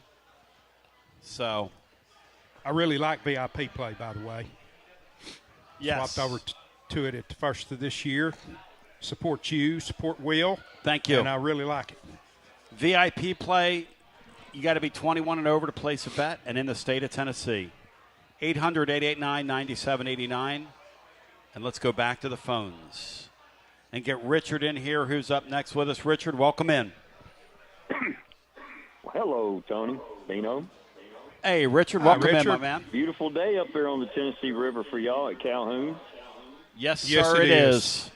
Yes, amazing, gorgeous. I tell you what, this is always one of my favorite parts of the year when it's just gorgeous and the temperature is wonderful. You can't really beat it. I don't like it when the time changes and it starts getting darker early. I'm a sunlight kind of person, but the weather itself and the temperature you gotta love. So, but hey, first of all, I'll help Josh go. All I can say on Devin Hobbs being back tomorrow, he is our best inside pass rusher. That's the one thing this defense has been missing. We've been getting home from the outside. Hobbs is the most athletic inside guy we've had, and we've missed his ability to make plays up the field and get after the quarterback from the middle of the pocket. And so that's what he brings best, I think, Tony, to the table. And I think how much he plays tomorrow, how effective it is since he hadn't gone since the early part of camp, we'll see. But getting him back, get the rust knocked off tomorrow, definitely going to need him against Alabama because to me, I think Alabama's weakness is in their middle three of their offensive line. I think Devin Hobbs could be huge in getting in the face of Ty Simpson next week. So this is big to get him back. And Surely they have him on some kind of pitch count tomorrow. What would your guess be, Richard? How many snaps do we think he plays? 15, 20. Yep, with the idea that you ramp him up a little further with the Alabama game where he could be crucial. Alabama struggles, obviously, to run the ball, and he could be key and be a key disruptor in that game. Yeah. Oh, no doubt, because I think tomorrow's game is really all about Tennessee and their focus. And I know where the coaching staff's focus is going to be. They want to, not only because of last year's game, Tony, but I can promise you, I know Josh Heupel, the way he seems to act, and the favor and the fervor of the people out there in the country who don't like Bobby Petrino, they want to hammer him. I'm telling you, he's got probably people that's texting him, if you can put it on him, beat him by 50. So I think tomorrow, if our focus is there, and like Bino says, we don't turn the ball over, we protect the ball. I honestly, guys, I don't think it's a football game by the fourth quarter. I think we just completely outraced them. But tomorrow is a big opportunity for us to see, just how much better we can get alignment ourselves defensively. Because to me, that's the only thing, Tony, that's giving me reservation moving forward the rest of the year. I just haven't seen enough out of our defense. We make big plays, and we turn the other team over some, but you can't always count on turning the other team over like that. Eventually, you have to get a lot of third down stops if you're really going to be a really good defense and give yourself a chance to play into the playoff season. You have to get those third down stops. And in the red zone, we got to be better in the red zone. Our red zone defense has not been good until we finally got that one big stop in overtime against Mississippi State. But before that, Mississippi State was scoring easily when they got in the red zone against us. And so, I've got to see that team get better in that because I don't know, is for you guys, is that your one reservation, is seeing just overall getting better on that defensive stops on those third downs? Got to be cleaner, Richard. Look, tomorrow, a big concern of mine, especially, and look, McCoy was going to be a pitch count anyway, but our safety play tomorrow, it is not going to surprise me if Arkansas turns our guys around several times and gets, and the poor angles that we will take at times in space is a concern, which Richard's talking about, lining up. Look, some of these coordinators down the stretch here are these teams that have a pulse that we're about to play, including this Petrino guy, are going to be able to take advantage of those things, Bino, if we don't tighten ourselves up on that side of the ball. Yeah. I do think that Richard's point about Hobbs is going to improve our pass rush. And I think the better our pass rush, the better we can protect ourselves on the back end. But you're right, Richard. I mean, those are key numbers in defensive statistics, and you can't continue on letting teams score touchdowns at the rate in the red zone we do, and we have to get off the field on third downs. You're right. Hey, Yeah, the two biggest stats that I saw after Tennessee being 4-1 and where we stack up against the rest of the country and everything like that, two key things to me is we have 9 turnovers ourselves, which is too many, and then the red zone defense is just bleeding. And those two things are not recipes for winning. When we're coming up on this stretch, you got to fix those two things, or we're going to lose a couple more games. I couldn't agree with you more, man. And that's been my concern about saying into a microphone all year. I've told Bino this off the air about us making a playoff. That defense has to get better before I say that into a microphone credibly. So it sounds like, Richard, you and I are saying off the same. So, look, I want it to happen. You know where you remind me of, in a way, are my Eagles. The Eagles could not continue to play the way they were playing and get away with it. You're not going to block kicks. You're not going to intercept balls and return them for touchdowns. The Eagles did those things. They got 4-0. But they've lost 2 straight games because they haven't taken care of their warts. And eventually, if you don't handle your warts, you're going to start losing games. So I agree with Richard Bino. And I think he's right. Absolutely. Yeah. Absolutely. And the only it's good a hard thing to is most say. Other teams have a lot of warts too. A bunch of warts. Yep. Amen, brother. Modern college ball. Thank you, Richard. Good talking to you. Absolutely. See you guys. Bino, any final thoughts for us on a day where we saw the great Dale Jones, my man R.J. Choppy, stopped by and said hi to us. We interfaced.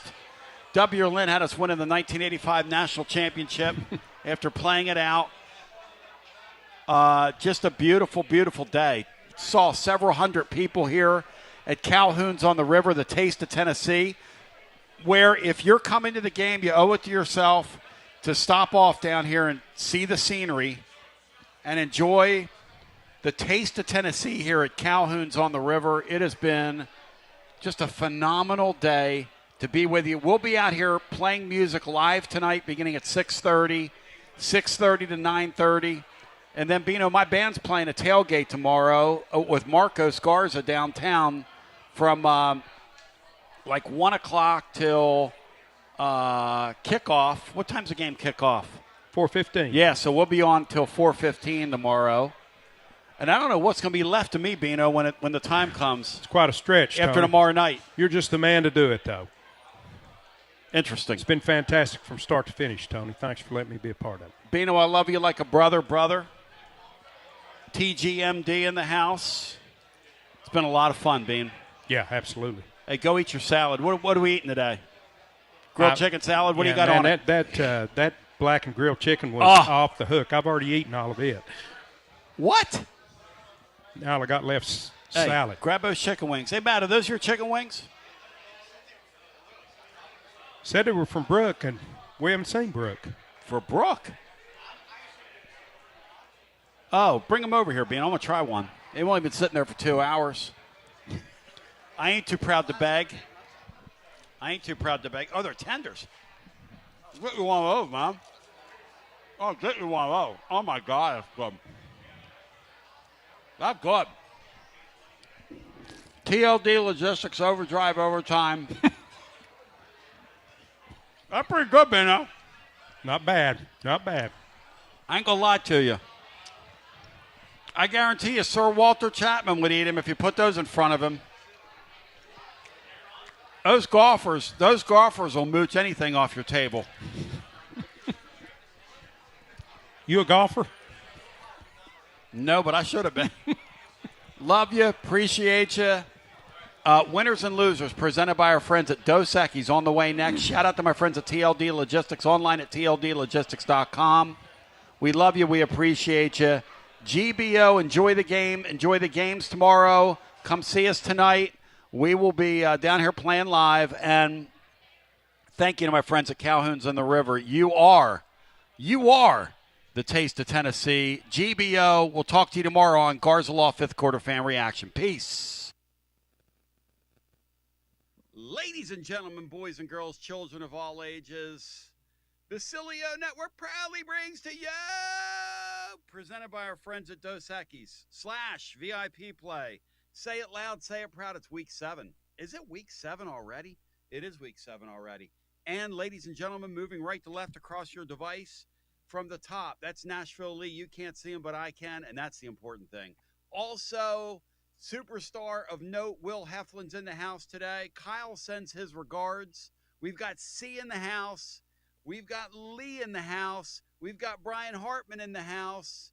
We've got Kyle sending his fit picks. And a little later on, we'll hear from the Juki and whoever else Clone decides to drop on us. All right, so, ladies and gentlemen, boys and girls, children of all ages, Lee, it goes without saying, this is a huge card. Tons of playoff implications, but what about the meat on the bone in terms of for the gambler? How much good stuff's out there this weekend? It's actually one of my smaller cards, I think, that I've had. The markets is really interesting. Like, we're kind of at that time of the year where you start getting push-pull on, like, both sides of a lot of games. I think stuff is starting to be lined a lot more efficiently. So I think the edges are getting smaller. But there's still some out there that I think are for sure worth talking about. All right, and we're going to find those today because here's the format, ladies and gentlemen. Our pickers, should they choose to accept the challenge, are going to pick 3 games from the colleges and 1 from the pros. And then we're going to figure out our power plays. Last week, we had a 2-in-1 week in our power plays thanks to my Eagles collapsing in the second half against the Denver Broncos. So, I mean, you know, what else is new? My poor brother, who's a big Penn State fan, sat there and had to endure Nico Mania, Topper Mania in game 1, Eagle Mania / Denver Bronco Mania on Sunday, and then Topper Mania because Rob Thompson is the worst manager in the world. But I digress because that's not what we're here. We're here to talk about Week 7 in the colleges and VIP play. Will Heflin, in the spirit of Blair, who can't be here for today's show, why don't you go ahead, Will? You're looking good over there, and lead us off. Thanks. But in the spirit of Blair would imply I'm going for dose. I'm going to go for single. All right, go for single, baby. That's uno. First one, I'm going to take a home team, a ranked home team total under, and that's going to be Illinois. Under 16.5. This Ohio State defense is a brick wall. If you get into the red zone, you've made a mistake because they're not going to let you score if you get into the red zone. The only way Illinois is getting over 17 points is a long touchdown, and then, you know, they may score another one and get a field goal and get to that 17. But Ohio State is averaging 5 points a game. Somehow got better on defense after losing Jim Knowles, the defensive coordinator, Jack Sawyer, Tyleek Williams, who's playing great for Detroit, by the way. They still have Caleb Downs, who's the best player in college football, but the defense has been phenomenal. Offense has kind of started to come alive, which is a little bit worrisome in that if Ohio State starts scoring a lot, you could get the back door. But if Illinois can hang around and keep this, you know, a 1 or 2 score game, then I don't see them reaching 17 or certainly over 20 points. And, you know, Mark and Colombo will be very excited about your pick, no question about it. What do you all think about Illinois and the trouble they're going to have against this Ohio State defense, guys? Anybody have a thought on that one? I think this is a good play. I like this too. I haven't played it. I think it might be the best way to play this actually, because I do think 14.5 is a spread. I think that's a pretty solid line. That's right on the dot. Yeah, Ohio State's defense is an absolute monster. Like Will said it, like you can't score in the red zone on them. Like you have to hit explosives over the top if you're going to score on them. And I don't. Altmaier's got some good stats. Like Beatty's turned into a really good wide receiver for them, but I don't see it happening against this Ohio State team. The other thing, too, is Illinois is playing its 7th straight game without a bye. Wow. I think there's only 4 teams that have to do that this year.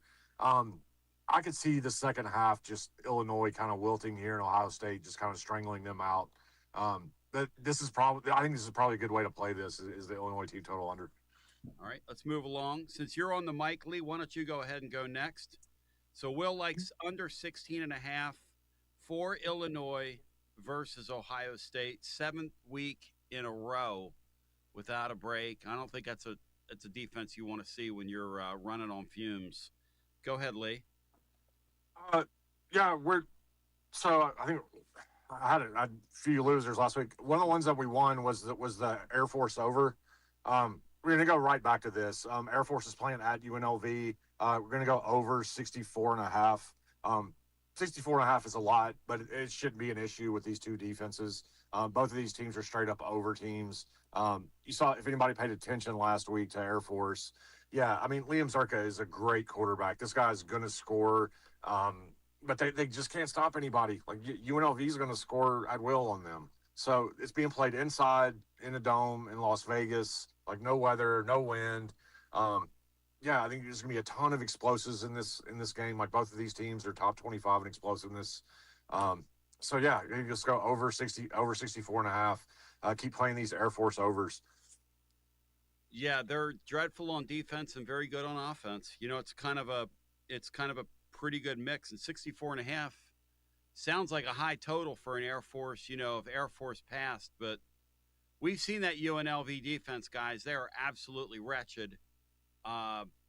Anybody else have this game on their card? Go ahead, C. Oh no, I don't have it on my card. I was just gonna say that last week I played that over after Lee talked about it, and that was one of the most sweat-free wins of the whole card. I thought, yeah, like Lee's talked about, Air Force kind of an arena league team. UNLV is somehow undefeated here. Very, very fraudulent team. But like Lee said, their defense is really bad. So I like this. I didn't have it, but I liked the bet. All right, Brian Hartman, you started to say something. Yeah, I kind of like Air Force, not Air Force, but UNLV minus 6.5 against that team. Air Force isn't very good, so I figured they'll be able to score a lot of points. I think they can win by at least a touchdown or more. All right, Brian, why don't you give us your first play since you're on the MDI, the C? Well, I'm going to go with the home team, Tennessee minus 12.5 against Arkansas. I think the Vols cover that. I think Arkansas's defense we know what it is. It's not good at all. I like Tennessee to roll up a bunch of points. I think they also create a few takeaways and maybe score that way. Arkansas is going to get theirs, but I think the Vols will just get much more. So I like Tennessee minus 12.5. Anybody on this game? Anybody have a thought on the game that takes place tomorrow in Neyland Stadium? My only concern is just the weird, call it bad juju or whatever. Tennessee doesn't play Arkansas very well at all. Besides Georgia, it's our longest losing streak in the conference at 4 in a row somehow 4 straight losses against Arkansas. And the whole it's the new, like, you fire the head coach and the next team, the team kind of plays up. That's my only concern. But if you're looking at this objectively, not subjectively, Tennessee should hammer them. So I like the play. That's my only hesitation there. I don't have it on my card, but you raise a really great point, and the really, really good side of that is that defensively they have the wherewithal to kind of what's the term here? To kind of mess the Vols around a little bit. They have the wherewithal to sort of put the Vols in a blender on defense a little bit. C, are you comfortable with that line with the Vols at minus 12.5? No, the only reason I'm not really comfortable with it is because just the uncertainty with Arkansas staff changes. I think that's a bigger deal maybe than people are leading on. Yeah. It's just a huge adjustment. A lot of, they could come out here and throw the kitchen sink. They're off a bye week. Petrino, I mean, this isn't like you're bringing in Brady Hoke to be your coach. This is a guy who's, this 10 years ago was viewed as kind of a generational coach. Was an NFL head coach at one time. Has a lot to prove here. Trying to weasel his way in there and get that job full time. I think you'll see a lot of stuff that you've never seen or haven't seen. It's going to be very hard to prepare for. And I'm not sure defensively Tennessee is really the team you want to be trusting to keep a team inside the number late. As far as against a good quarterback with a proven coach, I'm not sure that this is the defense you want to be relying on to keep a team from getting inside the back door. So I'm going to stay away. I think Tennessee wins the game, but I wouldn't be surprised if Arkansas has some fireworks offensively in this game. Yeah, that's kind of where I'm at. I do think Tennessee's better and should win and will win the game. Lee, where are you on this one? Is this a stay away for you, or is this one that you're Lee? I think Lee may have had some issue. He said he got maybe kicked. He's not in the room anymore. No, I don't think he I got see him in the room. The other, I'll jump in real quick. The other thing I will say, if you like Tennessee, is that Heupel off a bye week historically been really good.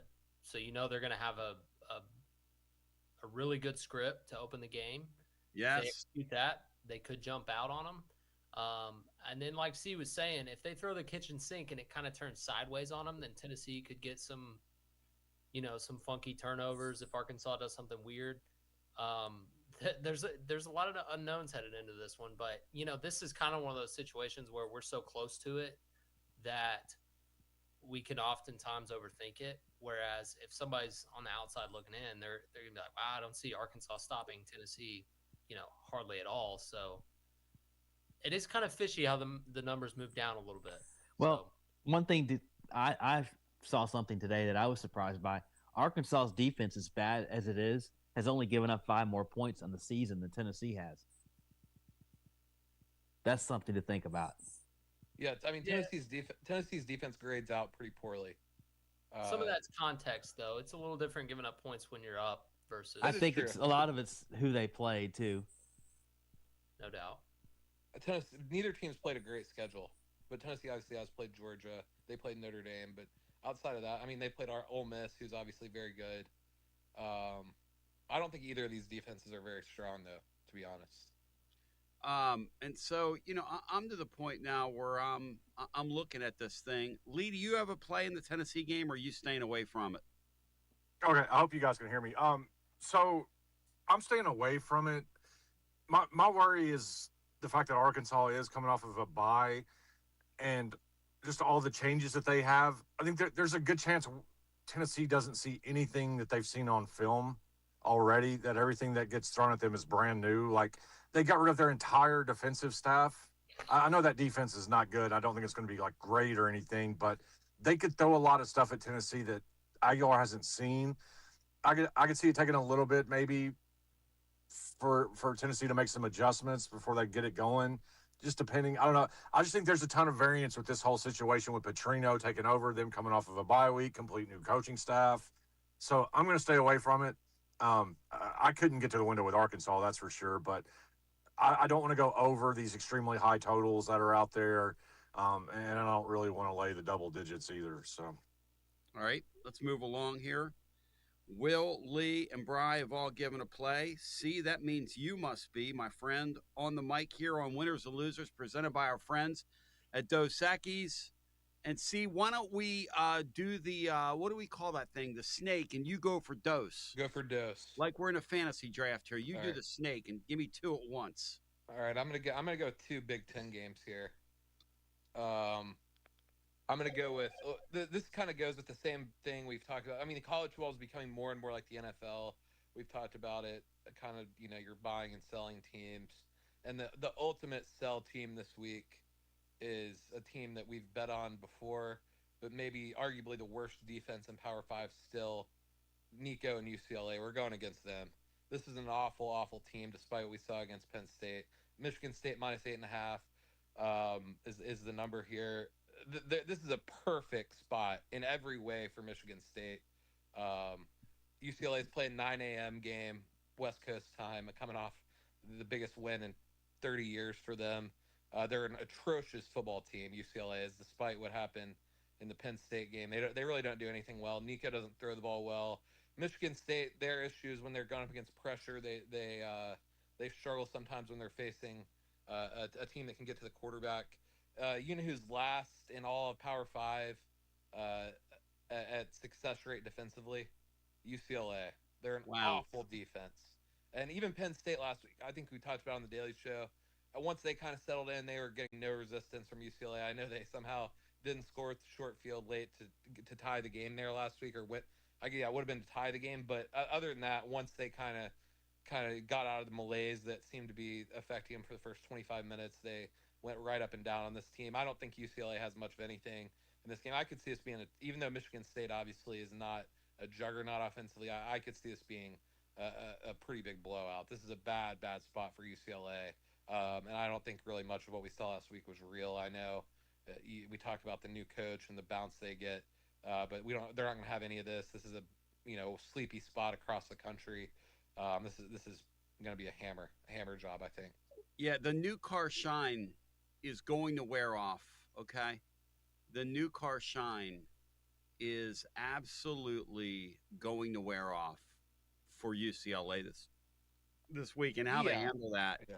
It's a very interesting thought. All right, moving along. Kyle's first play. Oh, I'm sorry. You're going to go for Dose. My bad. Anybody have any thoughts on this Michigan State UCLA? Because the belief from C is that UCLA, the new car shine's going to wear off, and it's not going to go well for them. Yeah, I had Michigan State as well. Makes sense. If maybe you have some rush lane integrity, maybe a quarterback spy, then maybe your season's not over in Happy Valley. But they didn't. They let Nico run wild, and he showed a lot of grit in that game. You got to tip your cap, but it's a terrible spot. Yeah. Terrible spot for UCLA. So, what do you think, Lee? UCLA's got to get up and handle that well. What do you think, man? So, yeah, I mean, I just played the spot, and I did lay the points in Michigan State when the line came out. It's a small play. I'll be honest, like, I don't think Michigan State's very good. No. Like, would it shock me if UCLA won again? It really wouldn't. No. But the spot kind of stinks. Like, I imagine they've been like sort of feeling themselves, enjoying the moment, and I could, having to travel to Michigan. I think Michigan State's the only, that's what I played. I don't feel great about it because they kind of stink. All right. See, give me your second play. We didn't make it one of our power plays, by the way. I really like that play. Just for the thought of it, just the concept of, first of all, they got to travel. Secondly, they've got to handle success. And thirdly, Michigan State will use a spy on him, even though Michigan State's not a very good football team. But go ahead. See, give me your second play. All right, it's kind of the exact opposite of what we have here. I'm going to this. I've kind of been thinking about this one for months. I talked to Will about this, I think, in September or August, whatever it was, with USC and Michigan here. Obviously, USC got tripped up in the Illinois game before the bye week. They almost stole it, but they didn't.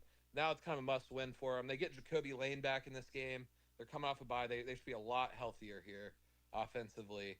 Jacoby Lane, probably the best draft-eligible receiver in the country. Obviously, they still have Mekhi Lemon. Pretty good spot, I think. Michigan going across the country here. Sharon Moore has been talking about how this is the only reason this game's sold out is because Michigan is coming to town and all this stuff. I think that you're getting under a field goal here. 2.5, I think, is still what it is. It's been 2.5. So I'm very comfortable with that. USC's coming off the loss, like we said. Michigan didn't play great last week. They kind of stumbled around against Wisconsin last week. But yeah, I think that USC getting healthy here is really the main thing. They should. I think they have 4 starters back that missed the Illinois game on both sides of the ball. I think this is just a better team. I think the Illinois game was kind of a sleepy spot, horrible spot for USC. With Illinois coming off that beating against Indiana. And USC kind of playing. They had played an 11 o'clock Eastern game against Michigan State the week before and had to travel across the country. So that was a really bad spot. So I think that's why we're getting a little bit of a discount here with only 2.5. But I like USC to win this game straight up. Under 3, anything is good. But yeah, all the health for USC, the cross country travel for Michigan. I'm not sure. Bryce Underwood hasn't played great on the road. Obviously, the Oklahoma game wasn't great. This defense isn't that good. But with US, it's really more about USC's health, the bye week, and just the spot. And I am a believer in USC. I think they're gonna at least come close to winning one of those 2 big games that they'll probably need to win one up to get in the playoffs. Can you imagine if they don't? I mean, the clock's got to be ticking on that head coach, right? Got to be. Yeah. I mean, this Gotta offense is so talented. Oh my gosh, they've wasted so many players in the last 5 years there with just no attention to defense at all. I mean, none. Anybody else? Yeah, you're right. If they lose this game, it's kind of will feel, I think, a little bit like Texas, where you think this could turn into like a 6 or 7 win team if they're not careful. Kind of like where Penn State might be heading. You know, you get the plug pulled on you pretty quickly here, because this is and plus at a program like that where you're very NIL intensive, kids could check out on you. What's my next stop, etc. Anybody have a thought on that game? USC at home, 2.5-point favorite with Michigan. I like the over here. Okay. Sitting at like 56 or 55, 56. When USC played Michigan State, that total was 56. I think Michigan's got a better offense than Michigan State. Like, I'm kind of confused as I really thought this would be like 58.5, 59. So I've got some over on this. I didn't play the side. I agree with C. USC coming off the bye week. This is really kind of their Super Bowl. This is, for all intents and purposes, a playoff elimination game. They're coming off that bye against Illinois. They suffered a lot of injuries in that game. Left tackle, center, a couple guys in their defense. Like, they're going to be a lot healthier in this game. I think a lot of people are kind of writing them off as same old USC. And maybe they are at the end of the year, but I think as far as Saturday goes, Saturday night under the lights, I think USC, you're getting a pretty good number on them. Yeah. I didn't play the side just simply because I'm invested like with futures very, very heavily, and they all go down the drain if they lose this. So I'm indirectly on USC for a lot of money in this game. Kyle's not here to defend himself, so let's go ahead and rip his picks. And we'll go for dose on Kyle. Let's really rip the hell out of him. Oregon, Indiana, over 54.5. He said neither team's going to be able to stop the other. I don't know about that. I do think these teams are going to score, and 54.5 does sound low. I mean, his reasoning doesn't sound bad. What do you all think?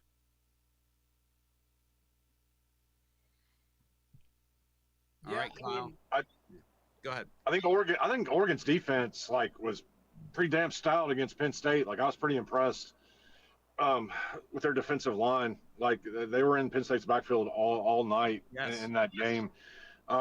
But yeah, I mean, there's a ton of talent. I mean, you've got these are two maybe the Heisman top trophy candidates at quarterback in this game. So a lot of offensive talent. Like, I could see this getting over, but man, I was really impressed with Oregon's defense. I think Indiana's defense is pretty sneaky good too. So I'm starting to think this Signetti guy knows how to, or somebody on his staff knows how to evaluate football players. I kind of think it goes under, just given the defenses are so good. Yeah, Brian, I see what Kyle's getting at, but I kind of don't see what Kyle's getting at. That game could turn into a street fight in a real way tomorrow. I think it could be like 23-20, something like that.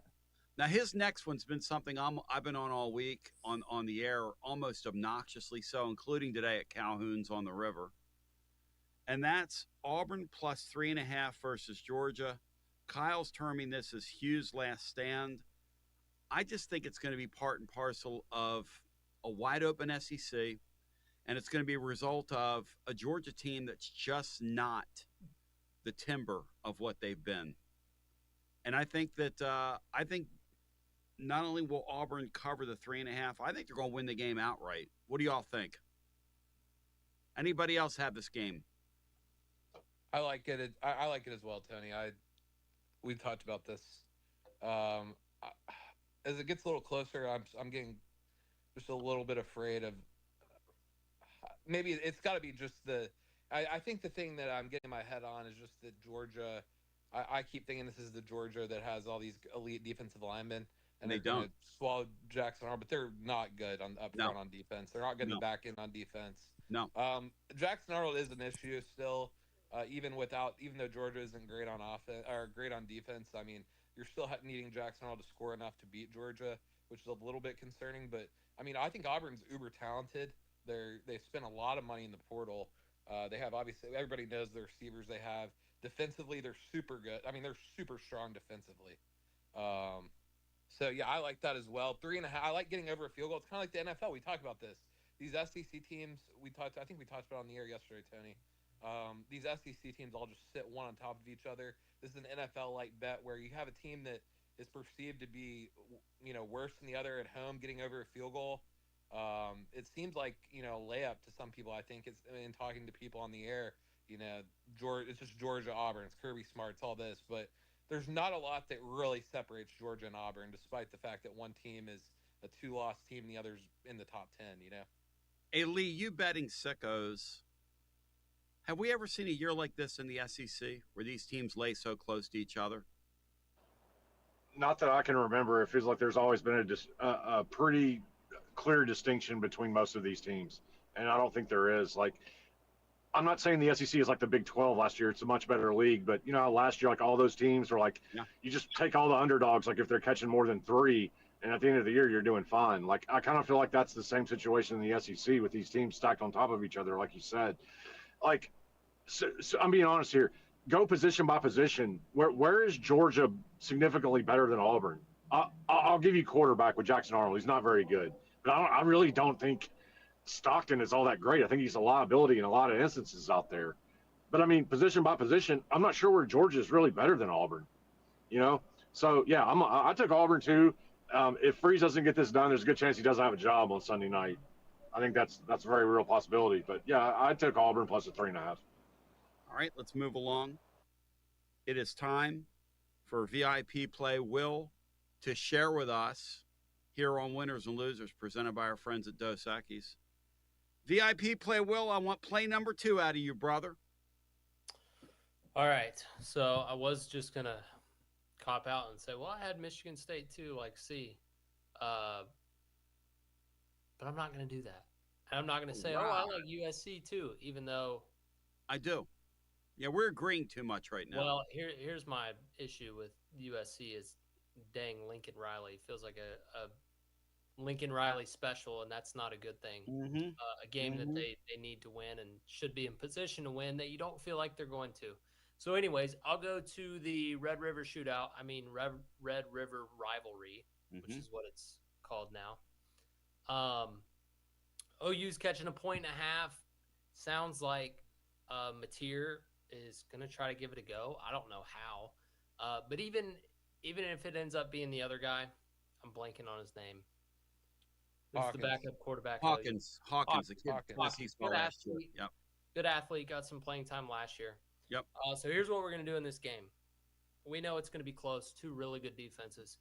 You're going to tease OU up to 7.5, and you're going to tease that under up to 49.5 and take OU plus 7.5 under 49.5 at minus 124. All right. Oklahoma tees to 7.5, and then the under to 49.5. Under 49.5. Minus 124. 4 cents more than I'd like to pay, but that's just the nature of 2025. Does anybody have a thought on this game they want to share? Because it is a real wild card football game with the health of that quarterback. I'm going to wait and see what the quarterback situation is. If Mateer plays and I can get a better number with Texas, I'm going to play Texas. Mm-hmm. I just can't get to this. I just can't get to this number. Like even right now without him minus 1.5. I don't know. I know everybody's down on Texas. Like they've looked terrible, but I still think Texas is the overall better team. I know that sounds crazy, but I can't get down to this number. So. But I would like to be getting more. I would like to be catching like 1.5 if Mateer's in. So I'm going to wait and see what the quarterback situation is. You going to live bet it, Lee? You going to live bet it? Possibly, yeah. I mean, there's the thing about Mateer. His legs is what his weapon is anyway. That's what makes him so good. Like, I know he's got to be able to throw the ball as a quarterback. Don't get me wrong. I get that. But, they'll shoot him up with Toradol where he won't be able to fill that thing for a few hours anyway. So it'll probably be fine if he does. I don't think it'll be awful, but, it's kind of a wild card. I just, number-wise, I can't get down to this number with Oklahoma. So. The crazy thing about this game is that the Texas offense is so broken. And Oklahoma's defense is really good, guys. They're really good. Well, I Go mean, ahead, if you're looking Say. at the spot, Yeah. I agree. I think Texas, if I had to choose, would say Texas will squeak it out. Yeah. It's kind of a good bounce back spot for them. But these games, it doesn't matter who either team is. They're always so close because it's such a good rivalry. I mean, it's sneaky one of the best ones in the country that, it gets talked about, but I don't think it does quite as much as it should. So that's why I'm like, okay, I'll take Oklahoma because I can catch over a touchdown on the teaser. And I think it's a one-score game either way. See, where are you going here? Yeah, we kind of talked about this with Oregon, Penn State, and it kind of bit us 2 weeks ago. But I know this line was out there, I guess, what is it now, 9 or 10 days ago? This was out there as Texas minus 7.5. I think it's a little bit of an overreaction. I know Texas's offensive line had an all-time stinker in Gainesville. You'd hope that they could. I mean, I don't think they're that bad. Obviously, especially at center, they were atrocious last week. If that doesn't get fixed, I understand the line, but like Lee said, I do think Texas is still the better team overall. Especially if Mateer doesn't play, I don't see a lot of areas where Oklahoma's better than Texas. Kind of like we talked about with Auburn and Georgia, which is kind of crazy to say. I mean, Texas is still favored an unranked team against a top 5 team or whatever it is. So the market agrees, but I think that if Mateer especially doesn't play, I struggle to find really any advantages for Oklahoma in this game. But if he does play, I agree with Will. I think it'll be probably nip and tuck defensive affair. The number is indicative of the bookmakers believing that Mateer is going to be out there, right? I mean that's If he doesn't play, I think it's gonna. If we get a late Pete it'll Thamel jump report right on game day, we'll get to over 4.5. I would think 4.5. And to Lee's point, a lot of people will have purchased something that they that they'll get in their shopping cart and realize when they get to the cash register, it's not what they thought they were buying. All right, Lee, your second play is You Go for Dose, presented by our friends at Dos Equis here on Winners and Losers, and the Lager Especial Golden Pilsner style beer made from the choice of hops. Balanced composition, smooth, clean finish, party guest always invited, never, and I mean never, ever, ever overstays his welcome, like my Philadelphia Phillies in Los Angeles. A Golden Pilsner style beer with a nuanced blend of malts and earth tones, flavorful yet light tasting and smooth. Make it a part of your college football weekend. Do it now. Go ahead, Lee. Play number 2. Let's go to Alabama and Missouri. Man, I'm giving out a lot of overs, but it is what it is. I'm on the over 51.5. I know the Bama over last week didn't get home with Vandy. I would still make that play again if it happened. Like, Vandy got a couple turnovers in the red zone. Yep. Vandy was moving the ball on Alabama's defense in that game. I'm still not sold on this Bama defense, especially their run defense. And I think Ahmad Hardy is the second best running back in the country behind Jeremiah Love. Kid is an absolute stud. He's gone for over 100 in every game he's played. I lean towards Missouri in this game too, catching the 3 just with the spot with Bama. They're coming off 2 kind of high-profile games. They got Tennessee on deck and having to go to Missouri. Missouri's coming off of a bye. My issue with Missouri is their secondary. Like Kansas was able to throw on them. Like their secondary's given up some plays, and I do think Bama's going to be able to put some points up through the air here with Ty Simpson. I like points here. I think Bama's going to be able to score. I like this Missouri offense. I think it's really good. It's been a top 20 offense with Ribula and Hardy. Sneaky good receivers. Yeah, I think there's points here. Over 51.5. I think this is a couple points too low, so give me over 51.5. Another observation, whoever's doing the scouting at Missouri does a really nice job. They continue to find quality offensive college football players. And they identified Tribula and Hardy like very early in the portal process. Exactly like right. Sign them immediately, and I think there was both excellent additions. Hardy is an absolute beast, man. He is so good, so much fun to watch. And the kid they got out of the California junior college ranks or Division II a couple years ago, who lit the league up. I mean, there's just no denying that somebody internally is very good at spotting guys. All right, Bama, Missouri. Over 51.5. What do y'all think? Anybody? Brian Hartman, what do you say about that? Talk to me here. I believe that that's going to be a very interesting spot. I keep thinking about that game and just thinking about what might be best for Tennessee. We can talk about that later, but Missouri offensively, they've got an offensive coach. Yep. They've had teams that can score a lot of points. I think they had one outlier year, maybe with Pinkel there, where they couldn't score at all. But for most of the time, they've been in the SEC. They've been a team that could put 30 plus on anybody. That's what they've been. So yeah, I kind of like Missouri. Whatever their team total is, I kind of think I would go over that. Score the ball, Conzo Martin. Anybody else have a thought on Missouri and Bama? A noon, like a weird start there. It's like an 11 local time start. Alabama can't afford to drop this one. No. They got a lot of meat left on that schedule, and this is one that would anybody be surprised if Missouri wins? No. I'm terming games like this in the SEC for teams like Missouri. It's like when Tennessee played Georgia. I think we have these games of opportunity on the schedule. When you get in the ring with these heavyweights, Missouri's kind of in Tennessee's category where you win the right game and you're seen as a heavyweight. Missouri wins this game tomorrow, they're viewed in a different light, and they should be, Will. So it's a real opportunity for them, and they're building. Yep. Who knows? Anybody else? Any thoughts on the game? Yeah, I like Missouri. I like Missouri to win this game. The line, I guess, is under 3 now. Is that right, Will? 2.5. Are there any 3s out there still? Yeah, there's 3s out there. They're still out. Okay, if you can get a 3, I kind of like Missouri. I like the over, but yeah, I think Missouri will win this game straight up. All right, Brian Hartman, it is your time to shine, my friend. Go for Dose. Go for Dose, baby. Go for Dose. What'd you say, Will? Did you say 3.5? 3.5. All right. A little bit of juice, but if you want the 3 minus 103, or you can go minus 121, 3.5. Juicy juice. Go ahead, Brian.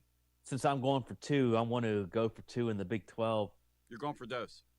I like Kansas. I like not Kansas, but I like Texas Tech against Kansas minus 13.5. Texas Tech looks like a pretty strong machine, but their schedule you can question somewhat. But they have won every game by at least 37. They're averaging 37 points a win, 37 points a game, and they've scored at least 34 points in every game. They haven't given up more than 14 points in any game. So I think I like them at home minus 13.5. Jalen Daniels is a pause for maybe concern if you're on Texas Tech, because he can make a lot of plays running. He can make them throwing. He can keep that game close, but I just think Texas Tech's going to have too much. I think playing in Lubbock at night is going to be too much for Kansas. I believe Texas Tech will pull away late and cover the 13.5. That's my first one. Daniels is highly erratic, guys. Anything's possible to happen when he's out on the field. What do you all think? Texas Tech's been hammering people. They've got the payroll. They've got the schedule in front of them. Might have a playoff game in sight, but there might be a spot here. Who knows? College football might happen tomorrow in this game. Does anybody have this game on their radar, or are y'all staying away from it? Which one? Somebody talk to me. We staying away from it? On your radar? Off your radar? In your radar? I think it's Texas Tech or pass. Yeah, I don't think you want to go against this team right now. I'm still on the fence as to whether or not they're like top 4 legit. I kind of think they are. Like, I kind of think they are. Like, this isn't like your old Texas Tech that just scores a bunch of points. Like, this team plays for real defense. They can run the ball. I think they're way too much for Kansas. I would lay it here with Texas Tech. All right. C. Go for Trace. Give me your third play. All right. Yeah, let's go back to that. We're running a little. Let's go to Alabama, Missouri. Right. I'm gonna play Missouri here. We talked about it a little bit already. I think it's a good spot. I know 11 a.m. isn't ideal. In there in Columbia, I prefer this to be 2:30 or 6:30 game or whatever the late game on ABC is. But 11 a.m. should be fine.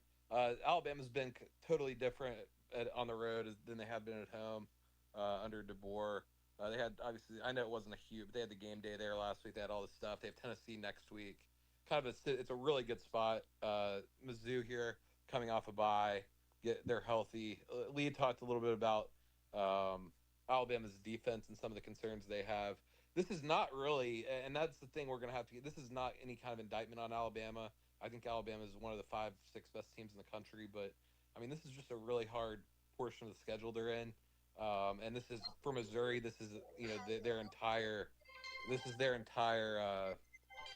season really. If they can win this game, they're set up to make the playoff. I've been really impressed.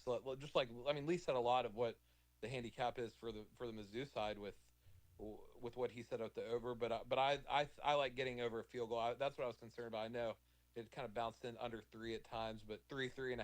I like Mizzou. I actually think Mizzou is going to win this game straight up. So could be a crazy weekend in the SEC if we get Mizzou, Auburn, Texas all win. I know Texas is a small favorite, but if Oklahoma, Bama, and Georgia all lose here, it could be kind of a crazy weekend. And we're reaching that portion of the schedule where literally anything can and will happen.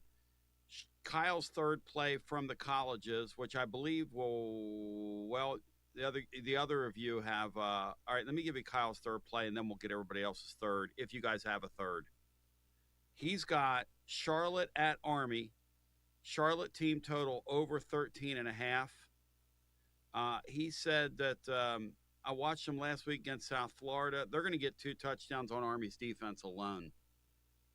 So he's seeing a different Charlotte team than I am. I don't know, maybe because I know he's away. He's like at one of these resort places, fall break, yada, yada, yada. It sounds to me like Kyle's been, I don't know, shall we say, partaking of things that come from plants. Maybe he's hoping that that Alex Golish point shaving operation will have infiltrated the Army. I mean,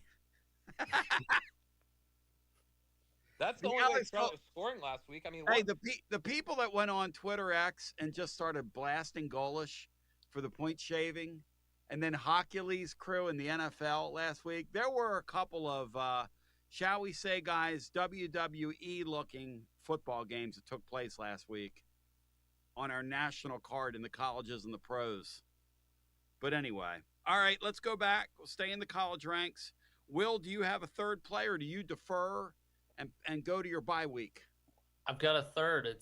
I'll keep it short, I promise. Utah -6 at home against Arizona State. Same spot as the Tennessee game, if you think about it. Both off a bye week. Last year, Utah went to Arizona State and lost in a thriller. Utah is always tough at home because of the altitude. Whittingham off a bye week's pretty good. Give me the Utes. I think this Arizona State team's a little fraudulent.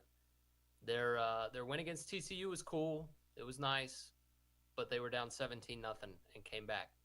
You spot Utah 17 points, and that ball is going to get deflated. You won't see it much. Anybody have this one on their card? Because I like the concept here. Willie's bringing it to the table right now on Winners and Losers, presented by our friends at Dos Equis /VIP play. In fact, Willie, while you're on the mic here, why don't you share my triple play or my 3-legger this weekend? Tony B's bet of the week. Yeah. You've got Auburn plus the 4 when that special was created. Mm-hmm. Your second leg was Tennessee, Arkansas, first quarter over 14.5. That's and then both teams. Yeah, both teams. And then you've got Tennessee's team total over, which is 41.5. So you're saying this Arkansas team, they may have some tricks up their sleeve early, but Tennessee kind of scores at will down the stretch. Hey, Lee, you've been my total guy today. What am I missing? How in the world will Arkansas and Tennessee not go over 14.5 in the first quarter tomorrow? How will that not happen? Oh, somebody drives down the field and turns the ball over inside the 5-yard line, and then the other team goes down the field. Like that. Oh, Those first quarter lines are like there's just a lot of variance in them because you're talking about a limited number of possessions and. Yes.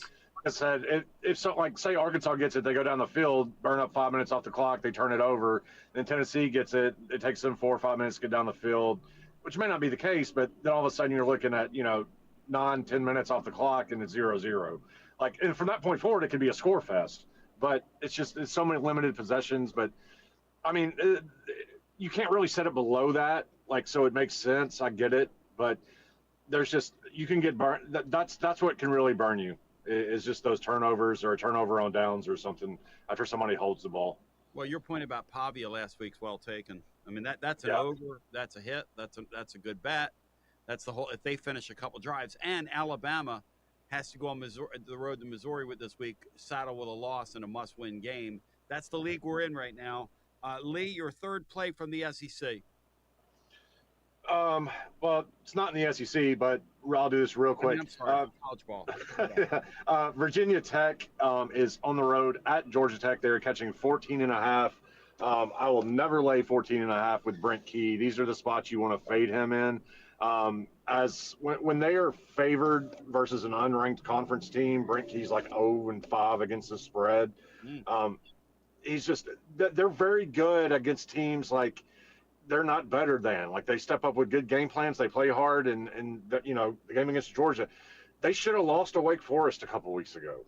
Like, they call it, if the offsides gets called, like, it's knees for Wake, and Georgia Tech has a loss against them. Like, they probably win the game, but 14.5 I think is too many. Vatek's obviously no great shakes, but they have been somewhat better since they got rid of their coach. Like, they're playing a little bit better. So, yeah, I'm going to take 14.5 here with Vatek, and I feel pretty comfortable about it. Kind of almost a service academy-ish kind of play, isn't it? That many points? Yeah, I mean, Georgia Tech, like, that's that offense. I'm not really looking to ever really lay more than 7 with them at the most. Mm-hmm. I think this is too many. Like I said, this is not how you really want to play Georgia Tech. You want to back them when they're a dog. Yeah, playing points with them, yeah, just like a service academy. And they've lived in close games this year, regardless of the opponent. They've lived in close games. It's been a strange year. All right, let's move along here. So we got them all, guys. Brian Hartman, it is time for you to give me your third play from the Colleges.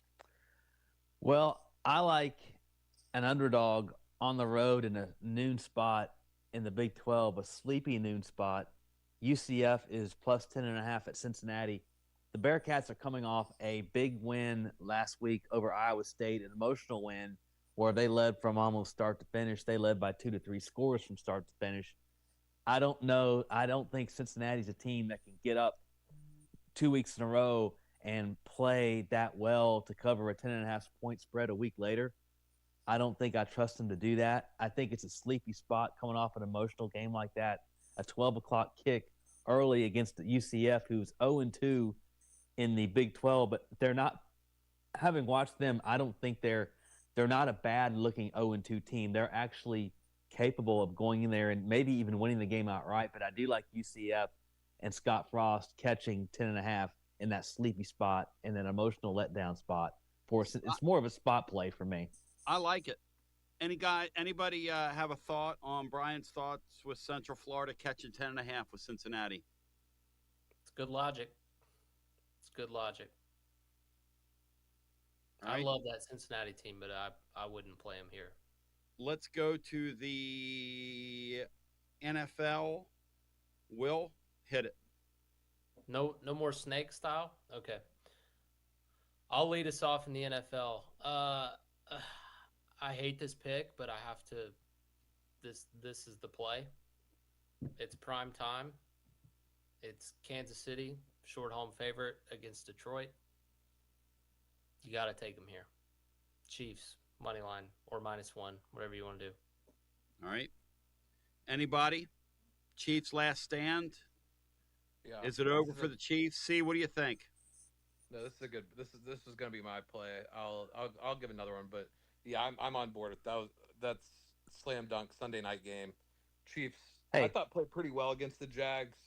Kind of had a crazy. I was on the Jags. So I was happy with what happened, but kind of a crazy end of the game where the Chiefs couldn't get off the field. The Lions have some injury issues. Their practice report hasn't been great this week.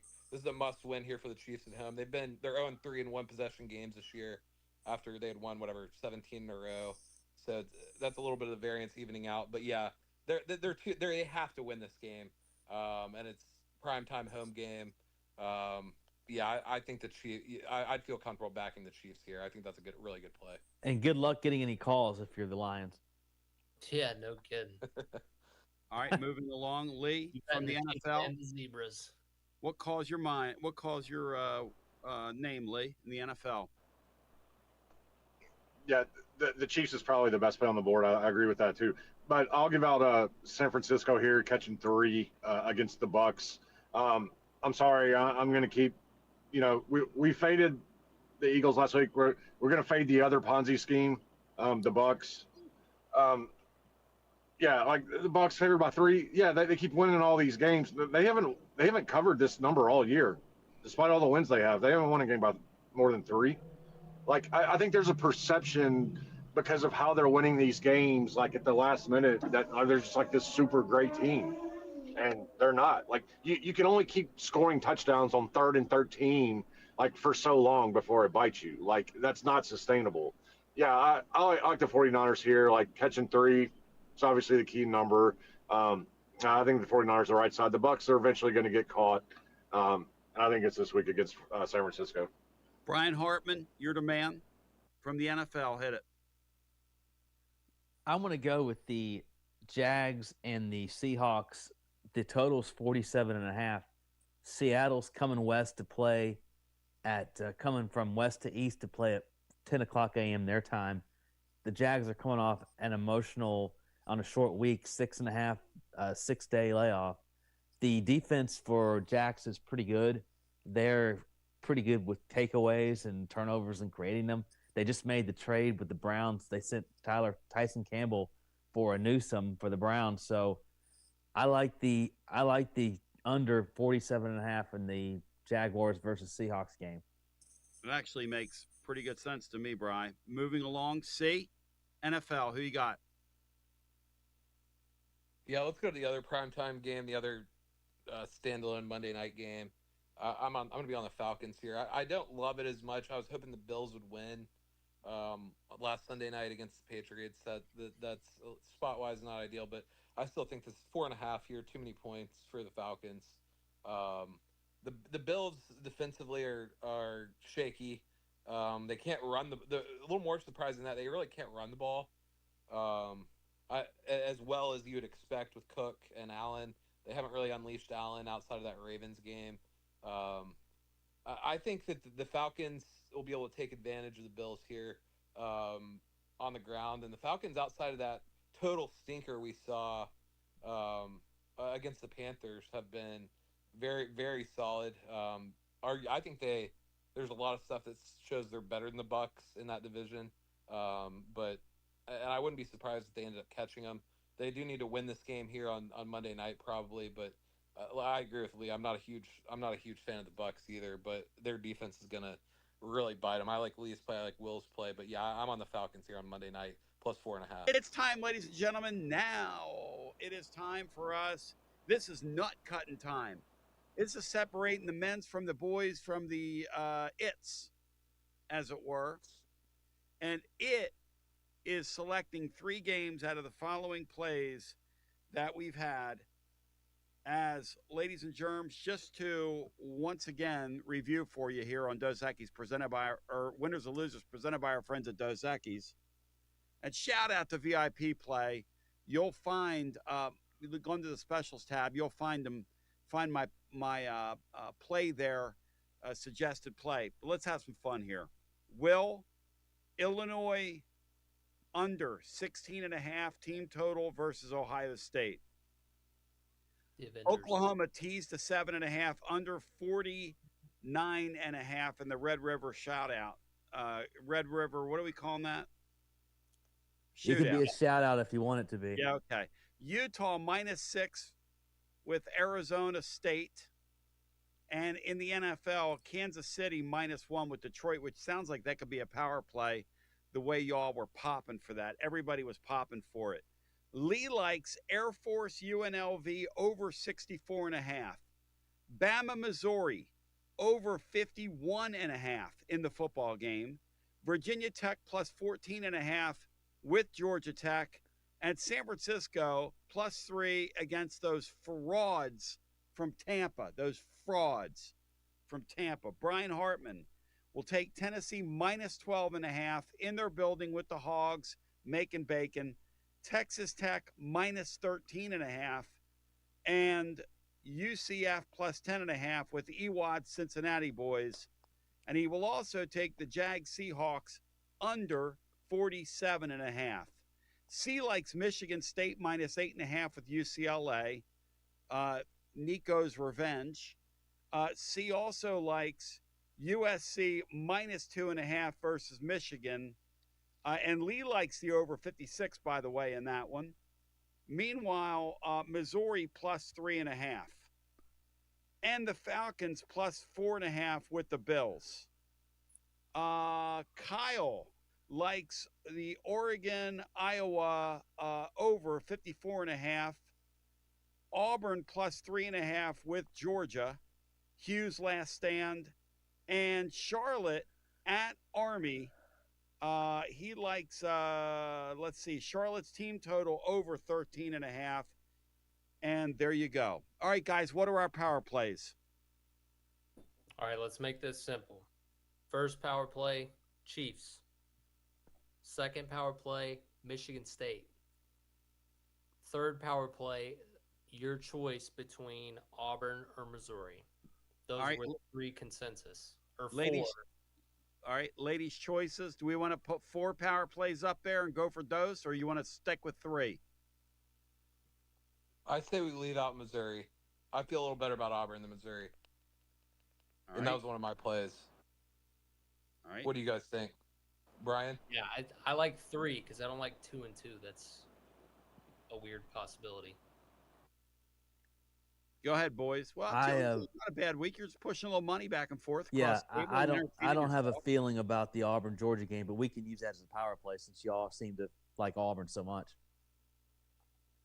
Anybody? Speak now or forever hold your peace, Lee. Yeah, no, I'm good with all those. Yeah, I would rather roll with Auburn, just because I like Missouri too. I think they win the game. I'm with C on that. I will say though, just betting wise, I do think the number is maybe a little bit short. Like I have this Bama like -4.5. I hate the spot for Bama.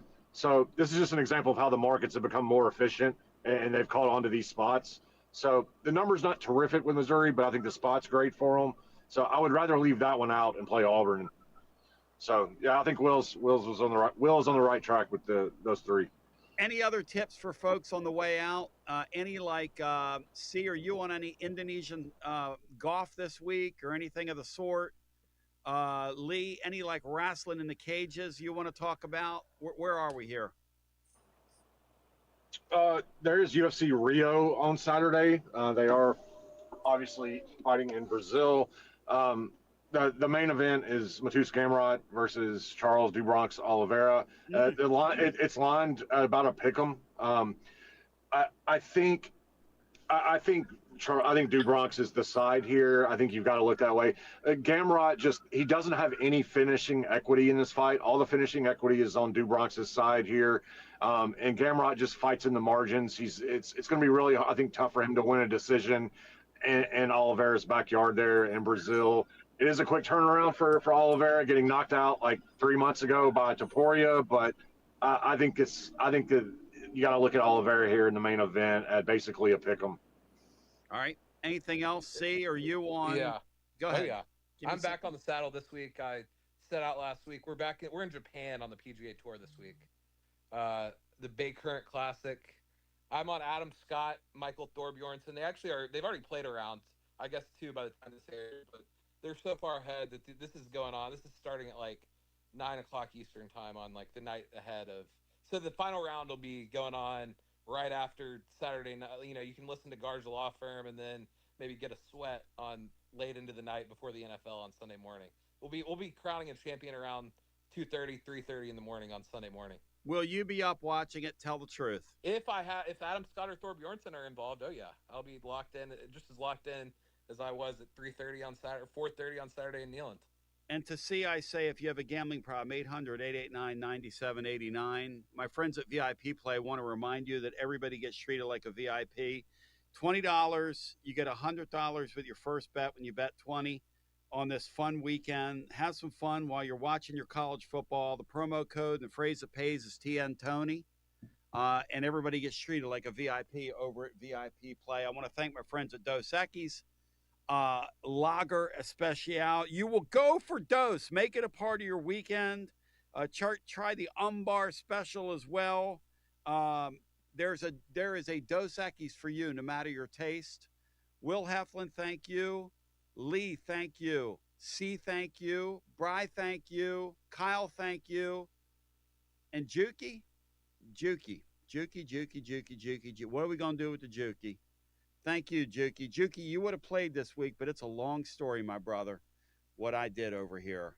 We got the car back on the track. The audience has no idea what I'm talking about. Why am I even doing that? I don't know. I think I'm bored at this point with myself. It's been a long week. I want to say, GBO, enjoy the weekend.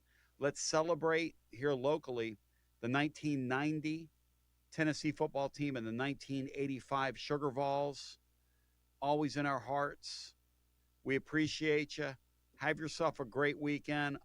Panel, thank you. It was a lot of fun, guys. Thanks, Tom. Hit the winners, stay away from the losers, and enjoy your football weekend. Peace.